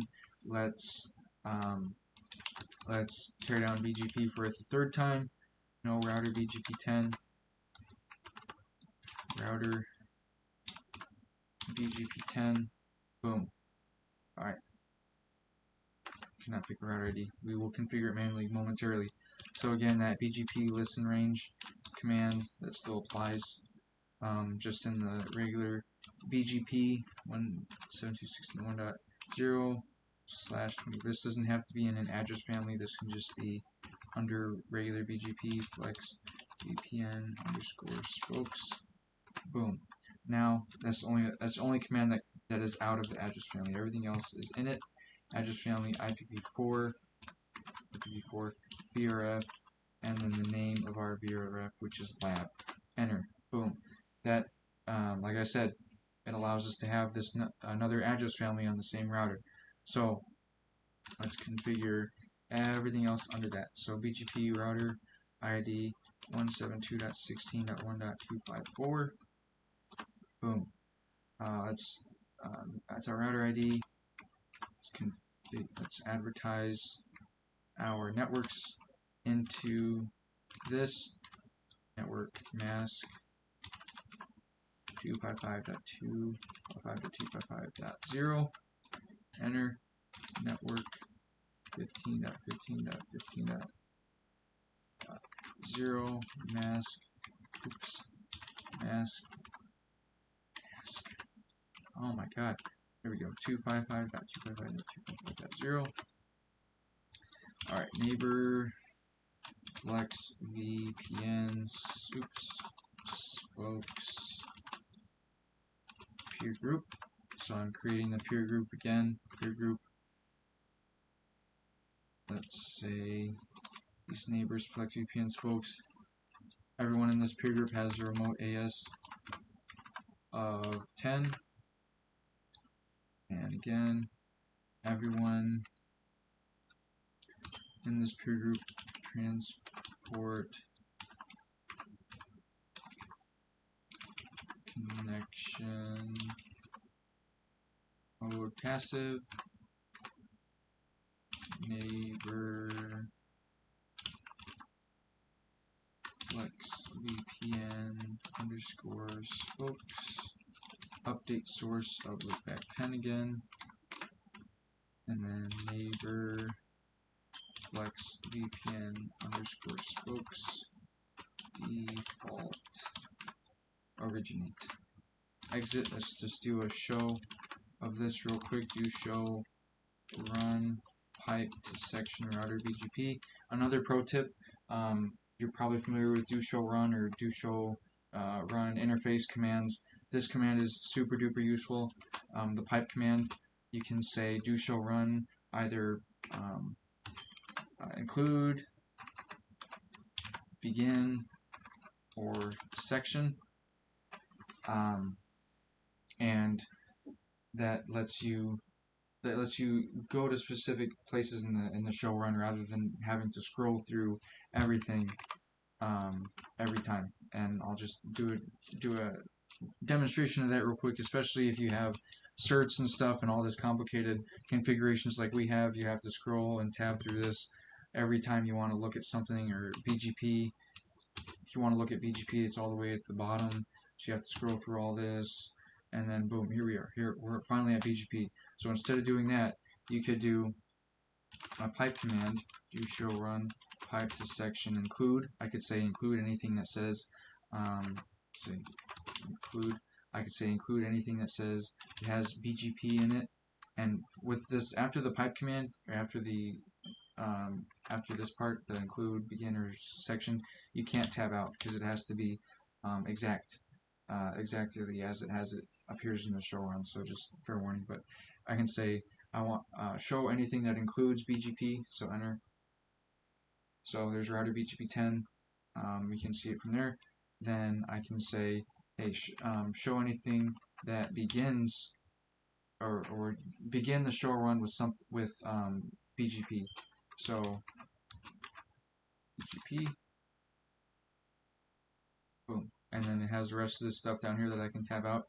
The real use for that command is, say I do want to see a show run of everything, but I don't want to have to scroll through these certs every time. So I could just take note of, I could take note of what happens or what comes after these certs, and I could say, you know what, I want to see the whole thing, but I don't want to scroll through all these numbers. So you know what, just show run pipe to section begin, and I know the crypto IP2 authorization policy comes after that. So hey, you know what, just do show run pipe to begin crypto. As I said, you can't tab this out. Crypto IP2 authorization.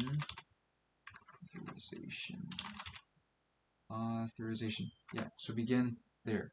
I don't want to see all those numbers. So boom, and I have the rest of the show run that I can see, but I don't have to tab through all those numbers again. And the most useful is the section command. Pipe to section.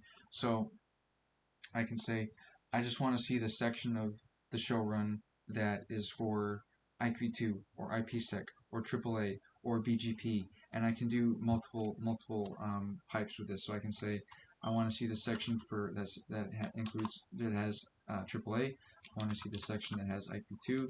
I want to see the section that has IPSEC, and that's all. Show me that. Boom. So there we go. So there's AAA. There's the IPv2 stuff starting, and then there's IPSEC. And not all these are next to each other in the show run, so this is a very useful command. And this is mostly how I look to, this is mostly what I use to be able to see my BGP configurations, because I can just say show run pipe to section BGP or router BGP, and then it takes me directly to that part of the show run, and I don't have to tab through everything every time. So long story short, use that command, use pipe commands. Alright, so we just reconfigured BGP, router BGP 10. Again, this is the only thing outside of the address family, the listen range, and then everything else is under here, under this new address family that we created. So BGP router ID, we advertised networks in the VRF, we activated I didn't activate the router BGP 10 address family for lab neighbor FLEXVPN underscore spokes activate. Boom. So we created the peer group, we activated the peer group for this address family, we advertised our backside networks, activated the peer group, and says dynamic peer group FLEXVPN spokes does not reset session by default and requires manual reset. This peer group is also active under another address family.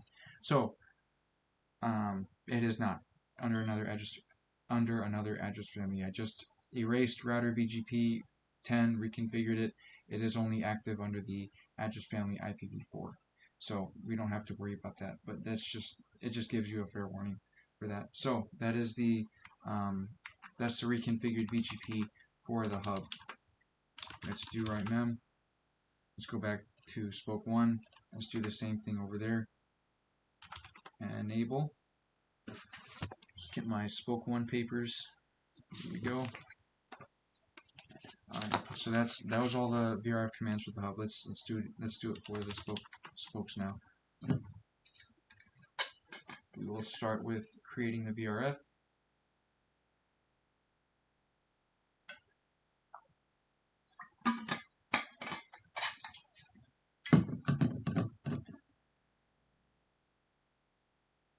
Alright, so IP VRF lab, boom, description for realism, boom, route designator 1099, exit, and again, let's go through the process of putting this VRF on everything we just created. IP2 policy match FVRF lab. Pop quiz, what does FVRF stand for? Don't worry, we'll come back to that.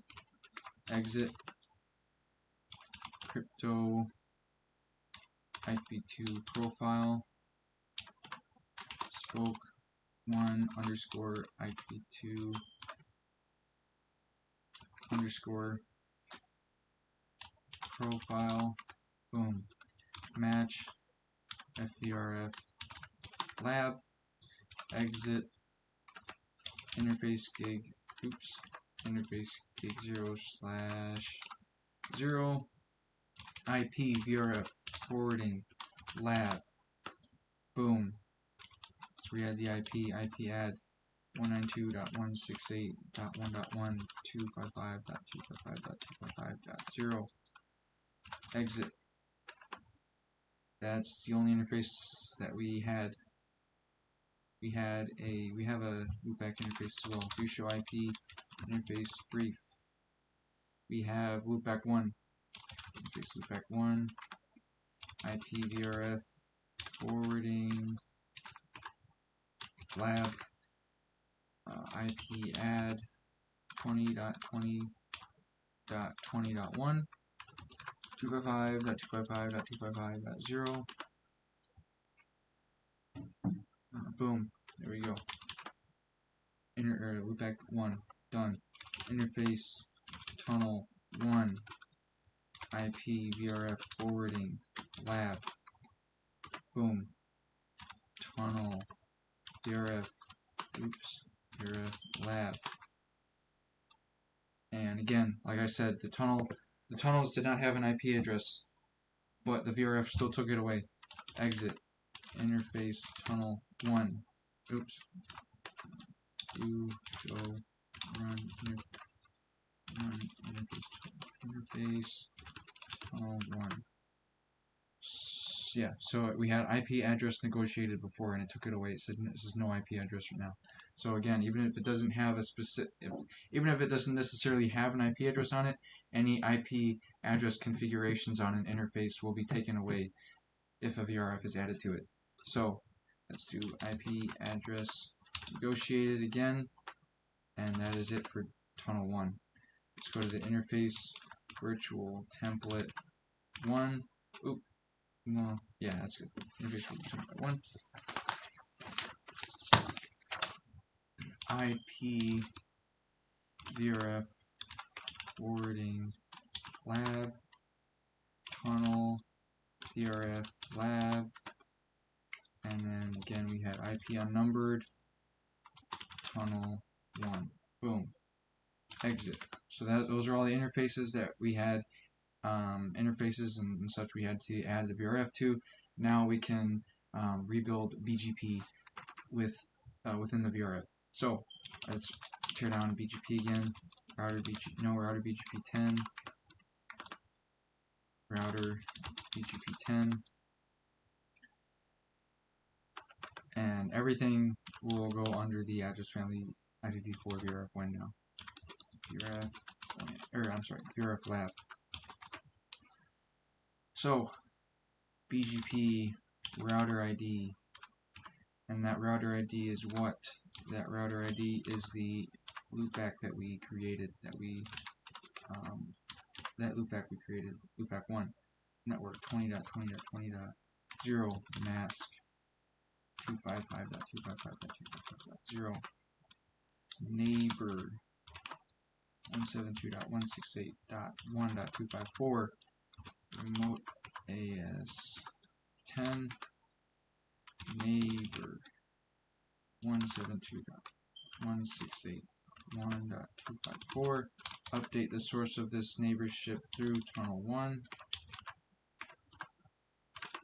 Boom. Neighbor 172.168.1.254. Activate this neighbor for this address family. Exit. Exit. Do show IPVP. Do show run pipe section IP BGP. Here we go. Do show run pipe section BGP. Boom. BGP router BGP 10. Address family IPv4 VRF lab BGP router ID. Everything's there. Cool. Do write mem. And I didn't see a neighborship pop up, so we might mess something up, but we'll fix it if we did. Boom. All right, let's go to spoke 2.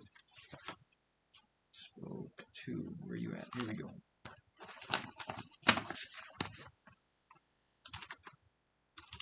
Config T. And again, if the neighborship is not coming up, I'm not sure if I saw the tunnels come back up either. So it could be the tunnel. It could be the tunnel. A tunnel misconfiguration. It could be BGP misconfiguration. I'm not sure, but we'll figure it out. So IP VRF lab description for realism.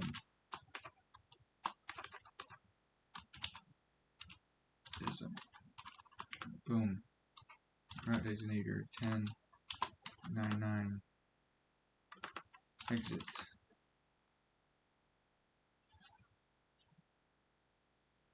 Crypto IP2 policy spoke 2 underscore IP2 underscore policy.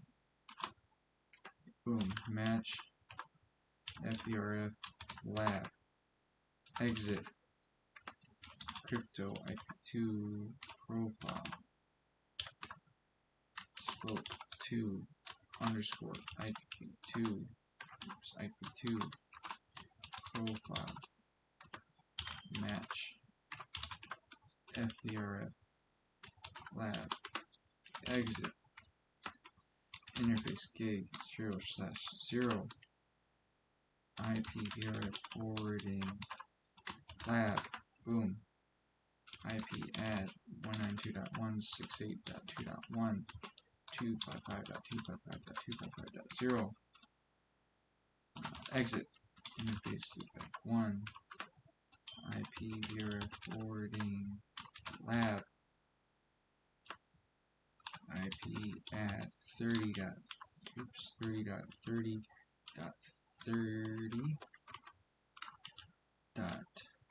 255.255.255.0 boom exit interface tunnel 1 IPVRF forwarding lab tunnel VRF lab boom. Then we add the IP address negotiated command boom exit interface virtual template 1 IPVRF forwarding lab tunnel VRF lab IP unnumbered tunnel 1 exit boom. Alright, I again did not see the tunnel come back up, so I might have messed up something, probably hub side. Alright, let's see, let's reconfigure BGP router BGP 10, no router BGP 10, router BGP 10, boom. Address family IPv4 VRF lab BGP router ID 30.30.30.1 neighbor 172.16.1.254 remote AS 10 neighbor 172.16.1.254 update source tunnel 1 boom neighbor 172.16.1.254 activate this neighbor for the address family, and then advertise my loopback 30.30.30.0 mask 255.255.255.0 boom exit do right mem. So that is all the VRF things we had to add for the VRF in order for it in order for all this to come into the VRF. So if we did it right, the show IP interface brief, we should see the virtual access interfaces on the hub again, which we don't. We should have crypto IP2SAs. We should have we might have an IPSEC SA, but it won't. Yeah. We don't have an IPSEC SA anymore. Do 1 second. Show BGP VRF lab all sum boom. Cannot run because router ID is not configured. What? Oh, okay. I'll explain that. But it's listening in there, so we don't have BGP neighborship. Over here, do show IP route. Nothing normal. Do show IP interface brief. That's what I meant.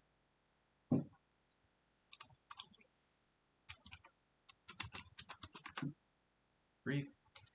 Again, oh, why is the tunnel shut down. I don't know why the tunnel shut down. Oh, I never no shut the tunnel from when we were working on the, imagine that. I never no shut the tunnel when we were working on the, when we had to edit the virtual template. See, simple things, guys. Show run init error. Do show IP interface brief. And this is still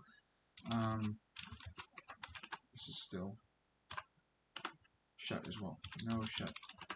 And like I said, first symptom, BGP neighborship, didn't have it. So check BGP briefly. Again, the update source for our BGP in this lab is the tunnels. So check the tunnels. Why are the tunnels not up? Why do we not have an IP2 SA, IPSEC SA? Why is there not virtual access interfaces formed? Why am I not negotiating an IP? And then come to find out, it's still shut down. Luckily, it was a simple mistake, but you gotta pay attention to these things. So luckily, we saw line protocol and interface tunnel 1 changed up. We see that this BGP neighborship with, see if you can recognize that IP, that is the hub tunnel IP 1.254, is up over VPN VRF lab. All signs point to Lauderdale, my friends. It looks like we're up. Let's see here. This is the tunnels up, not saying that the neighborship's up yet. Virtual access interface. Virtual access 1 and 2 is up, and it's might have messed up BGP for one of them. So let's see here. Show IP interface brief. So tunnels are good. Virtual access interfaces 1 and 2 are up. We have show crypto IP2 SA. We have the SAs configured, and I'll just take a moment to explain, like I promised, what FVRF and IVRF means. Let's see. So FVRF stands for front door VRF, like I said, and IVRF stands for inside VRF. These are basically the logical separation of overlay and underlay networks by VRFs. So just kind of the in and out, VRF in and VRF out kind of thing. But that's what you need to look for is FVRF and IVRF both say lab. I had it before where it only said lab for FVRF, and because I didn't include certain interfaces into the VRF, and the tunnel wasn't coming up, and that was one of the symptoms, was that it didn't list my VRF in both of these slots here. But we're good now. So show crypto IPSEC SA, and again we'd have to ping between the, well, there's, for some reason there's traffic in this one, but what's this one? Virtual access 2. This is the one that spoke 1. So let's try and ping that. Ping, and so unique VRF things, right?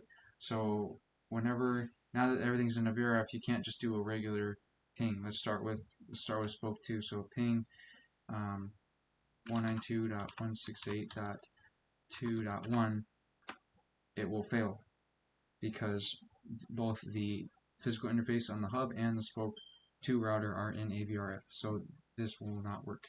You have to do a specific command.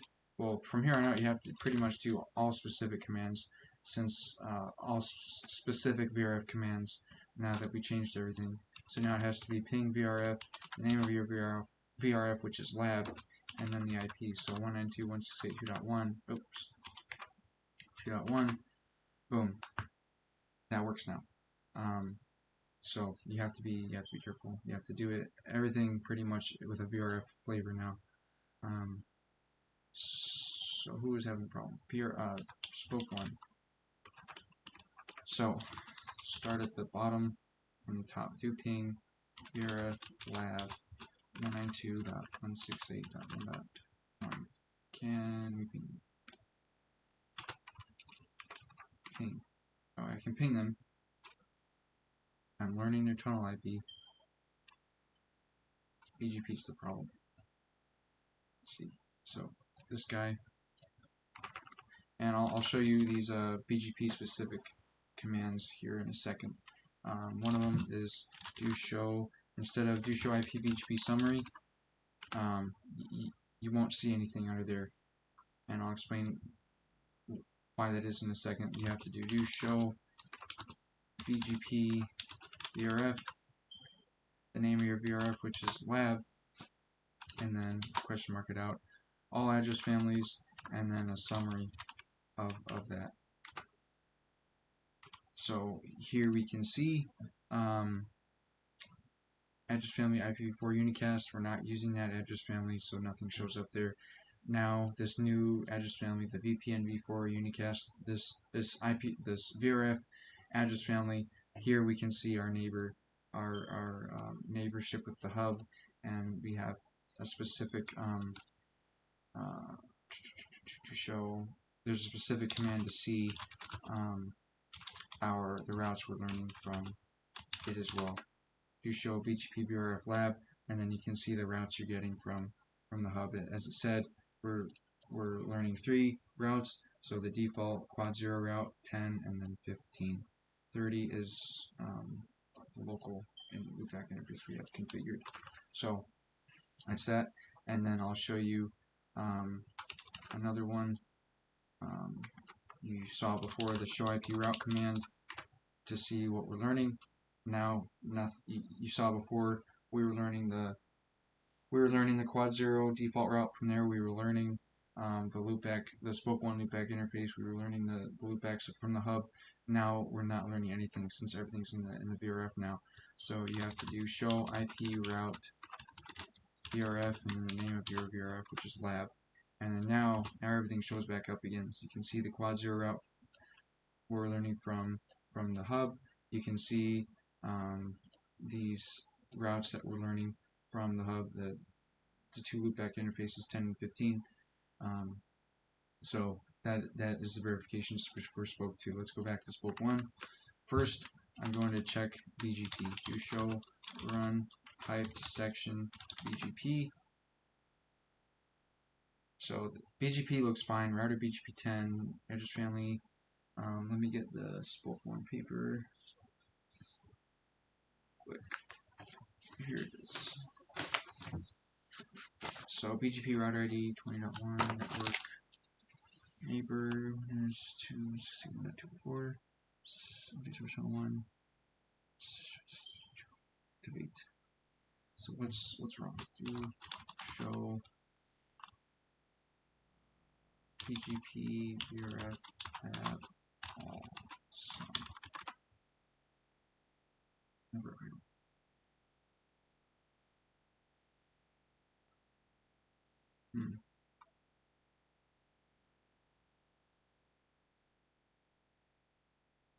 Is the tunnel up? Do show IP interface brief. Tunnel's negotiating an IP. What am I learning? Do show IP route. There's nothing in there. Do show, which we shouldn't see anything in there. Do show IP route VRF lab. What am I learning? I'm not learning anything. Why is that? Well, obviously because the BGP membership's down, but why is it down? C, do show VRF brief. So these are the interfaces that are in it. In this VRF, this is a good command. Do show VRF brief. This shows you the interfaces on the hub that are incorporated into the VRF or VRFs that you have configured. So gig 00, loopback 1, tunnel 1, and virtual template 1. So that all makes sense. That all adds up. Let's do ping lab 172.16.1.2.4. I can ping that. I'm not learning anything from them, so I'm not going to be able to ping the backside to show crypto IP2 SA. That's good. Show crypto IPSEC SA. That's good.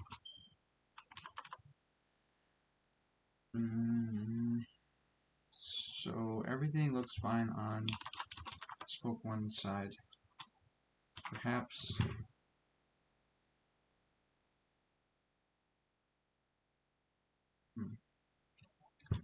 perhaps something was messed up on hub side. To show BGP VRF lab. That's not it. Awesome.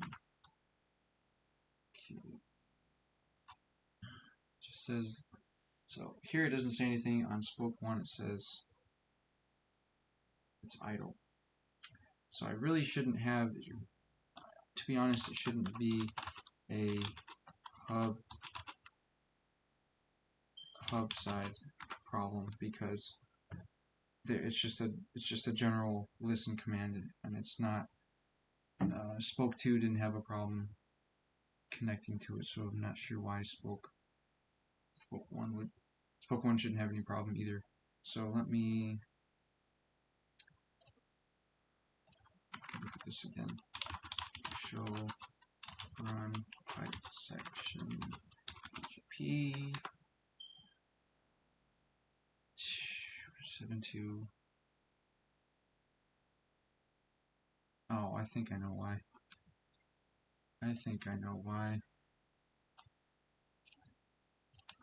Yeah, I'm dumb. Okay, so this is not the neighbor address. It's 172.16.1.254, not 168. That's why. That is why we're having a problem here, folks. Okay, so simple things, right? Router, no, router BGP 10, router BGP 10, address family, IPv4, lab, BGP router ID 20.20.20.1, network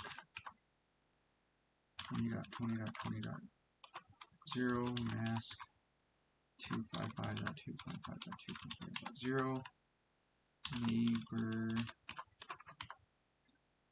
172.16.1.254, remote AS of 10, neighbor 172.16.1.254, update source of tunnel 1, and neighbor, activate the neighbor. There we go. Neighbor's already up. Another pro tip, if you are typing and log commands come up like this in the middle of your typing, all you have to do is hit tab, and then it just gets you away from that without messing up what you were typing. You can continue typing right as you were.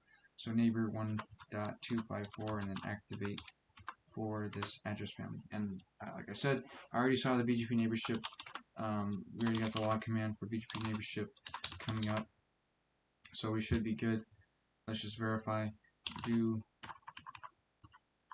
show BGP VRF lab all sum. And here we go. So neighbor 172.16.1.254, remote AS of 10, up down time. We finally have that, and then we're finally learning routes from them. Another pro tip: if the up down says idle, with state says up down says idle, usually it's something like that, where it's just you typed in like the completely wrong IP address or something, and it'll have an entry in there for it, like it had the entry for 172.168.1.254, but it was obviously idle because there's no neighbor of that address. So a lot of times when it says idle for the up down, it's usually because it's just a completely wrong IP or something like that, or wrong AS or something like that. But there we go. So that's the verification for that. And then do show BGP VRF lab. Let's see what routes we're learning from them. We're learning from the hub we're learning the default quad 0 route, and then we're learning the 10 and 15 loopbacks. 10 and 15 subinterfaces. 10.0 and 15.0 subinterfaces. So let's ping. Should be able to ping. We should have. You can see it on the hub side as well. Show BGP VRF lab all sum. Boom. There's the other neighbor 1.3, and then total dynamically created neighbors 2 out of 100. Then we can go here, VRF lab, see what routes we're learning. We're learning the 20 and 30, 20.0 and 30.0 routes from spoke 1 and spoke 2 through IBGP. That's what that little where's it at? That's what that little I means. It has, here we go, IBGP. That's what that I means next to the route. We're learning it through IBGP. IBGP and BGP, EBGP, that'll be covered in another video, or yeah, that'll be covered in another video. But that's that. We're learning the routes, not learning anything over address family IPv4, only through the VRF. Let's verify spoke-to-spoke connectivity again. To ping VRF lab 30.30.30.30.1, and we can ping it. And again, you see that virtual access interface coming up. Let's show crypto to SA. So there you go. We have the one from the spoke 1 to the hub, and then spoke 1 to spoke 2. Then to show crypto IPSEC SA. And you're seeing just for the regular tunnel going to the hub, you're seeing traffic still being encapsulated, and then for this virtual access interface to the spoke, you're seeing again traffic being encapsulated. So that's perfect. Let's go to spoke 2. Let's verify that on this guy's side. Show crypto IP2 SA. So spoke 2 to the hub, and then spoke 2 to spoke 1. Show crypto IPSEC SA. Boom. We have again virtual access 1 encapsulating, encrypting, decrypting traffic, and then this is the one to the hub, and of course that is up. So that is perfect. Let's write mem. Do write mem. Right, mem. So that is awesome. So we have hub to hub, hub and spoke to spoke, FLEXVPN, connectivity over with FLEXVPN, dynamic tunnels, right? DVTI, SVTI, PKI authentication, where we incorporate it into a VRF. Last things, just a couple of housekeeping things. Like I said, we are going to do NTP. Some simple commands for NTP just to fully synchronize the clocks between the hub and spoke routers. NTP is important for verifying certificate validity, like I said, and establishing security associations. So we already manually set the clocks for the hub and spoke routers, but let's just to best practice, let's synchronize all the times, and so that it's fully synchronized. So let's start with the hub, the NTP commands, and we're going to do NTP with authentication. So I will show you what that looks like. Let me get the hub back over here. Alright, so what is required for this? So NTP, here we go. So NTP master 1, and 1 is the stratum value. I'll explain the stratum value here in a second. NTP authenticate, and these NTP authenticate, our authentication commands, are for like if any one of these routers get NTP packets from another without these authentication packets, or without these authentication keys, and they won't accept it, just so that it's just a security thing. So NTP authenticate, NTP trusted key 1 for spoke 1, NTP trusted keys 2 for spoke 2, NTP authentication key 1 MD. Let's tab that out so we know what that is. MD5 authentication, and then your password can be anything. I'm just going to put spoke 1 password, and same thing. I'm just going to put spoke 2 password, and authentication key of 2. Boom. And that is it. I'm going to put clock calendar valid on there as well. And boom, that is the NTP configurations for the hub. Let's go to spoke 1. Spoke 1 is right here. Alright, so NTP authenticate, and then we have the like I said, we configured that password on the hub and the authentication key, so spoke 1 has to declare that authentication key as well. So here we go, the spoke 1 password, and then NTP trusted key of 1. Without this command, the authentication key wouldn't work, and then we declare the NTP server. That I should have mentioned this before with those commands that we put on the hub. NTP master 1 specifically made it the NTP server. A lot of times you'll connect to an actual NTP server, like an atomic clock or something, and that's what the hub router will connect to. But in this case, we're just making the hub the NTP server itself. So NTP server, VRF, lab, and this next IP is just the physical interface that the spoke is connecting to on the hub router. So 192.168.1.254. Boom. Then come over here. Actually, let's save that. Do write mem. Boom. Spoke 2. Spoke 2 front center. So config T, NTP authenticate. Boom. NTP authentication key 2 MD5 spoke 2 password NTP trusted key of 2, and then again declaring the NTP server, which is the hub, which will just be the interface that the physical interface of the hub. So NTP server VRF lab 192.168.2.254. Boom. Exit.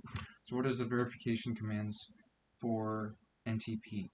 Well, one, just fair warning, it takes a couple, maybe like a minute or so to synchronize,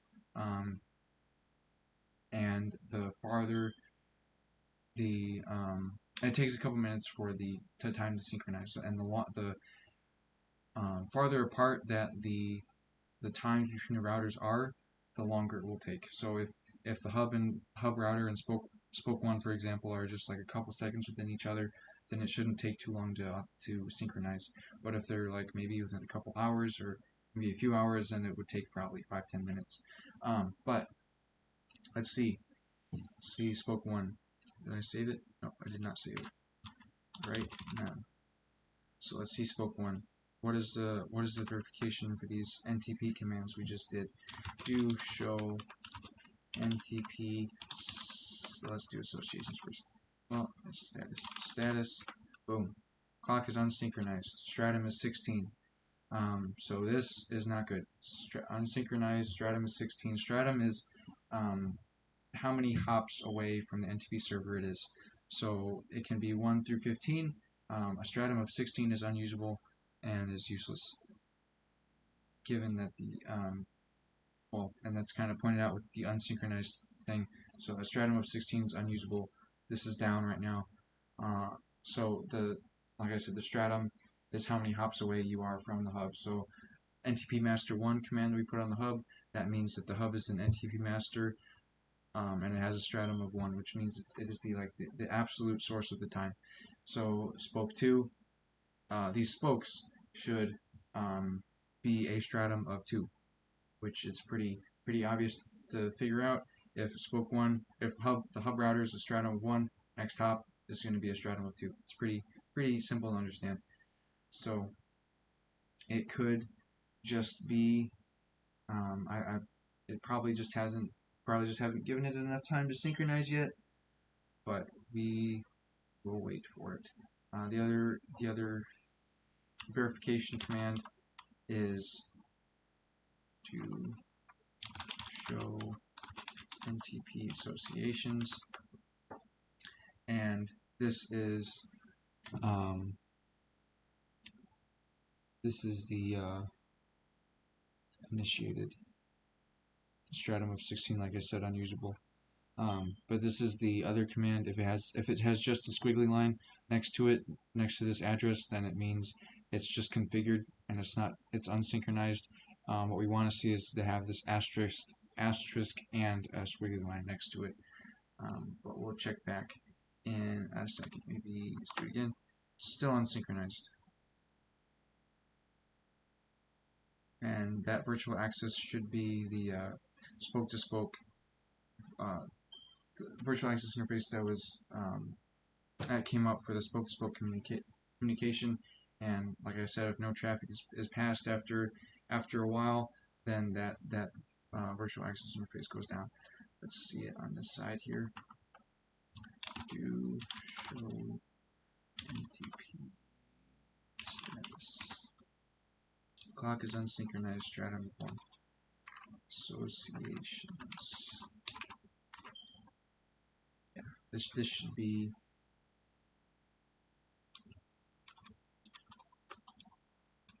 clock is unsynchronized. Let's see.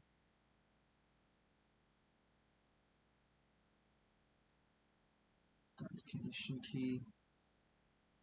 Let's see.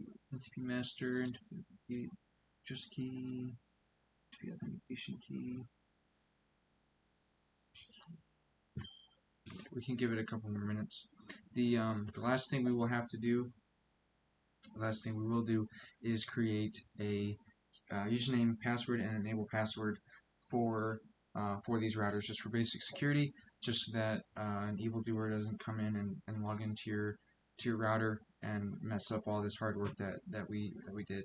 So the first, we'll do it on the hub router. Where is the hub? It's right here. So we'll configure that right quick. Let's see. Unsynchronized. Might check the section. NTP authentication key 1 MD5, NTP authentication key 2 MD5, NTP authenticate, trusted key 1, trusted key 2, NTP master. Let's see, this clock calendar authoritative. Let's see over here. Do show run type section NTP. This is spoke 1,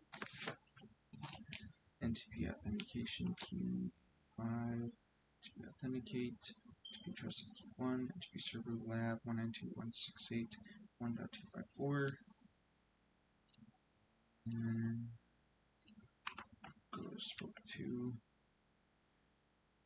show run pipe section NTP authentication key 5, 2 MD5 NTP authenticate, NTP trusted key 1, or NTP trusted key 2, NTP server VRF lab 192.168.2.254. And I can still ping that. lab 92.168.4. Yes, I can. Do I have 168.4. So let's check it one more time. Do show NTP status. Clock still unsynchronized. Let's do these.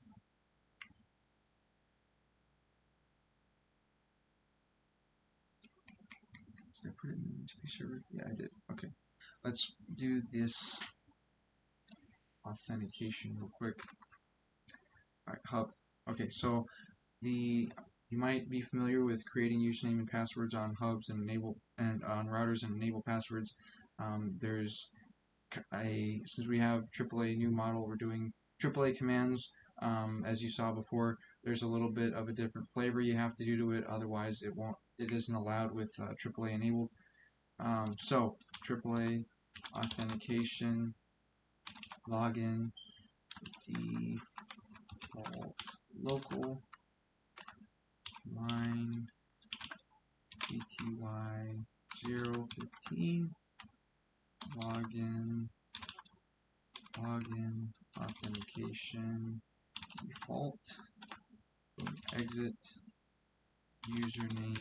I'm just going to put just use the host names of the routers. So username hub, privilege 15, algorithm type SHA 256, secret hub. And just a little brief explanation of this command. The privilege 15, this means the privilege level of the user, so you can I can question mark it out the next router I do, but there's different privilege levels, which means you can do different things. So let me just tab that out in the next router. So username hub secret, and then here's the enable password enable command. Enable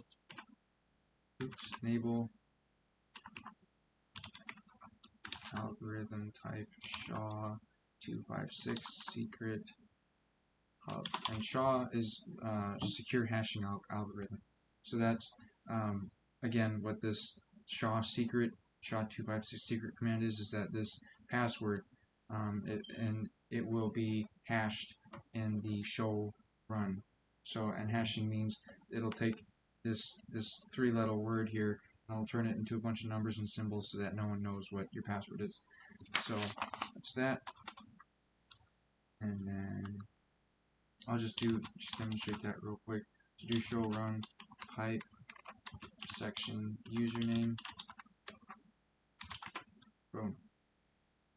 And then again, as you know, my password is just hub, and it turned it into this huge long incomprehensible string of numbers and letters so that no one knows what my password is. That's what the hashing does. That's what the SHA does. So it's that. Let's test it out real quick. So exit brings me out of the router. Boom. Now it asks me for a username and password. So hub and enable hub. Boom. I'm back in. So that works. Let's do it for spokes. Spoke 1.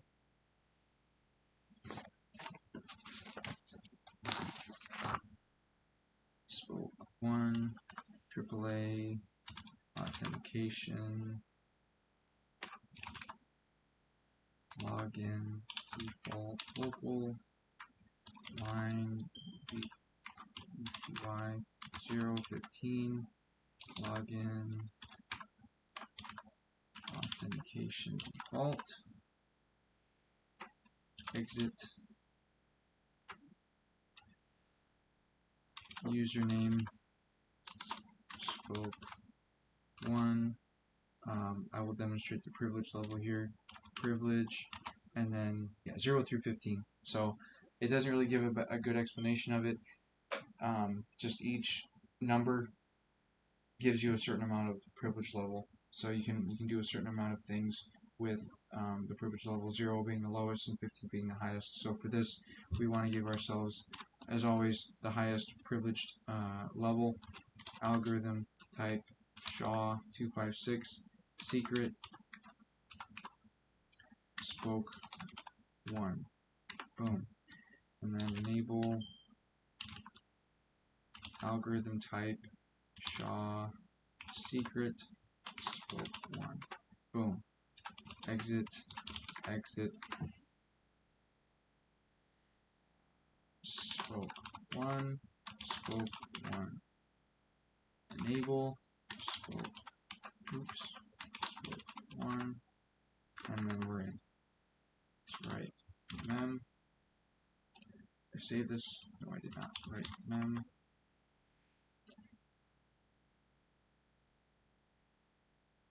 Alright. Spoke 2. Let's see. Here we are. So, config T, AAA, authentication, login, default, local, line, VTI 015, login, authentication,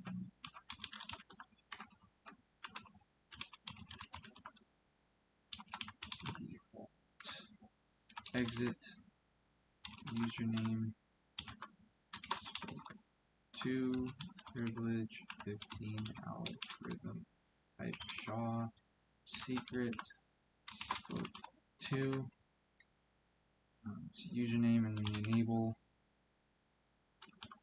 algorithm type SHA, secret, spoke 2, boom, exit, exit, spoke 2, spoke 2, enable, spoke 2, boom. Alright, mem. And again, I'll show you with this other password, show run, pipe to section, username, that spoke 2, that simple password I made is now this hashed out password. Let's check NTP. This is our last thing.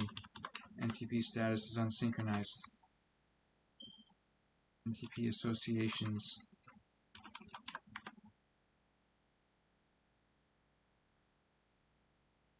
Let's look at the NTP commands we have here.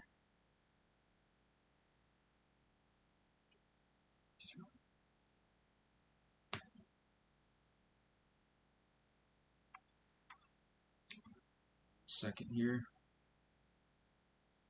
Show TP status is unsynchronized. Try to synchronized.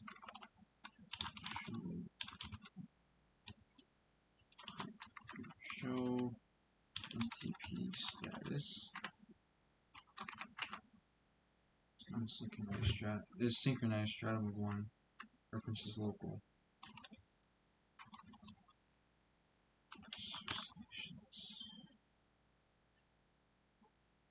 So is this synchronized? No. Show NTP status. It's unsynchronized.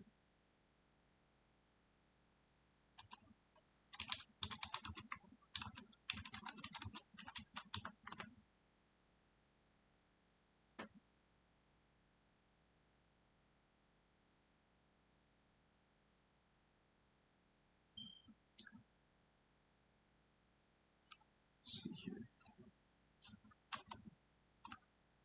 Show NTP associations. 2.162.2.4. This is the local. Let's do show clock. 1442. 1442.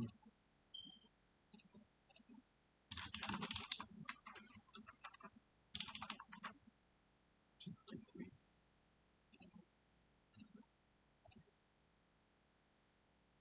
peer geared unsynchronized straddle 2.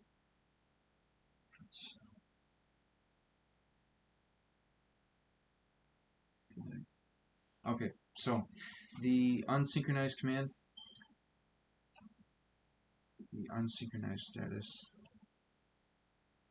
synchronized straddle 1 references local. So the NTP status, the clocks are synchronized, as you saw when we verified the time. It says clock is synchronized here. The NTP status on the spokes say unsynchronized.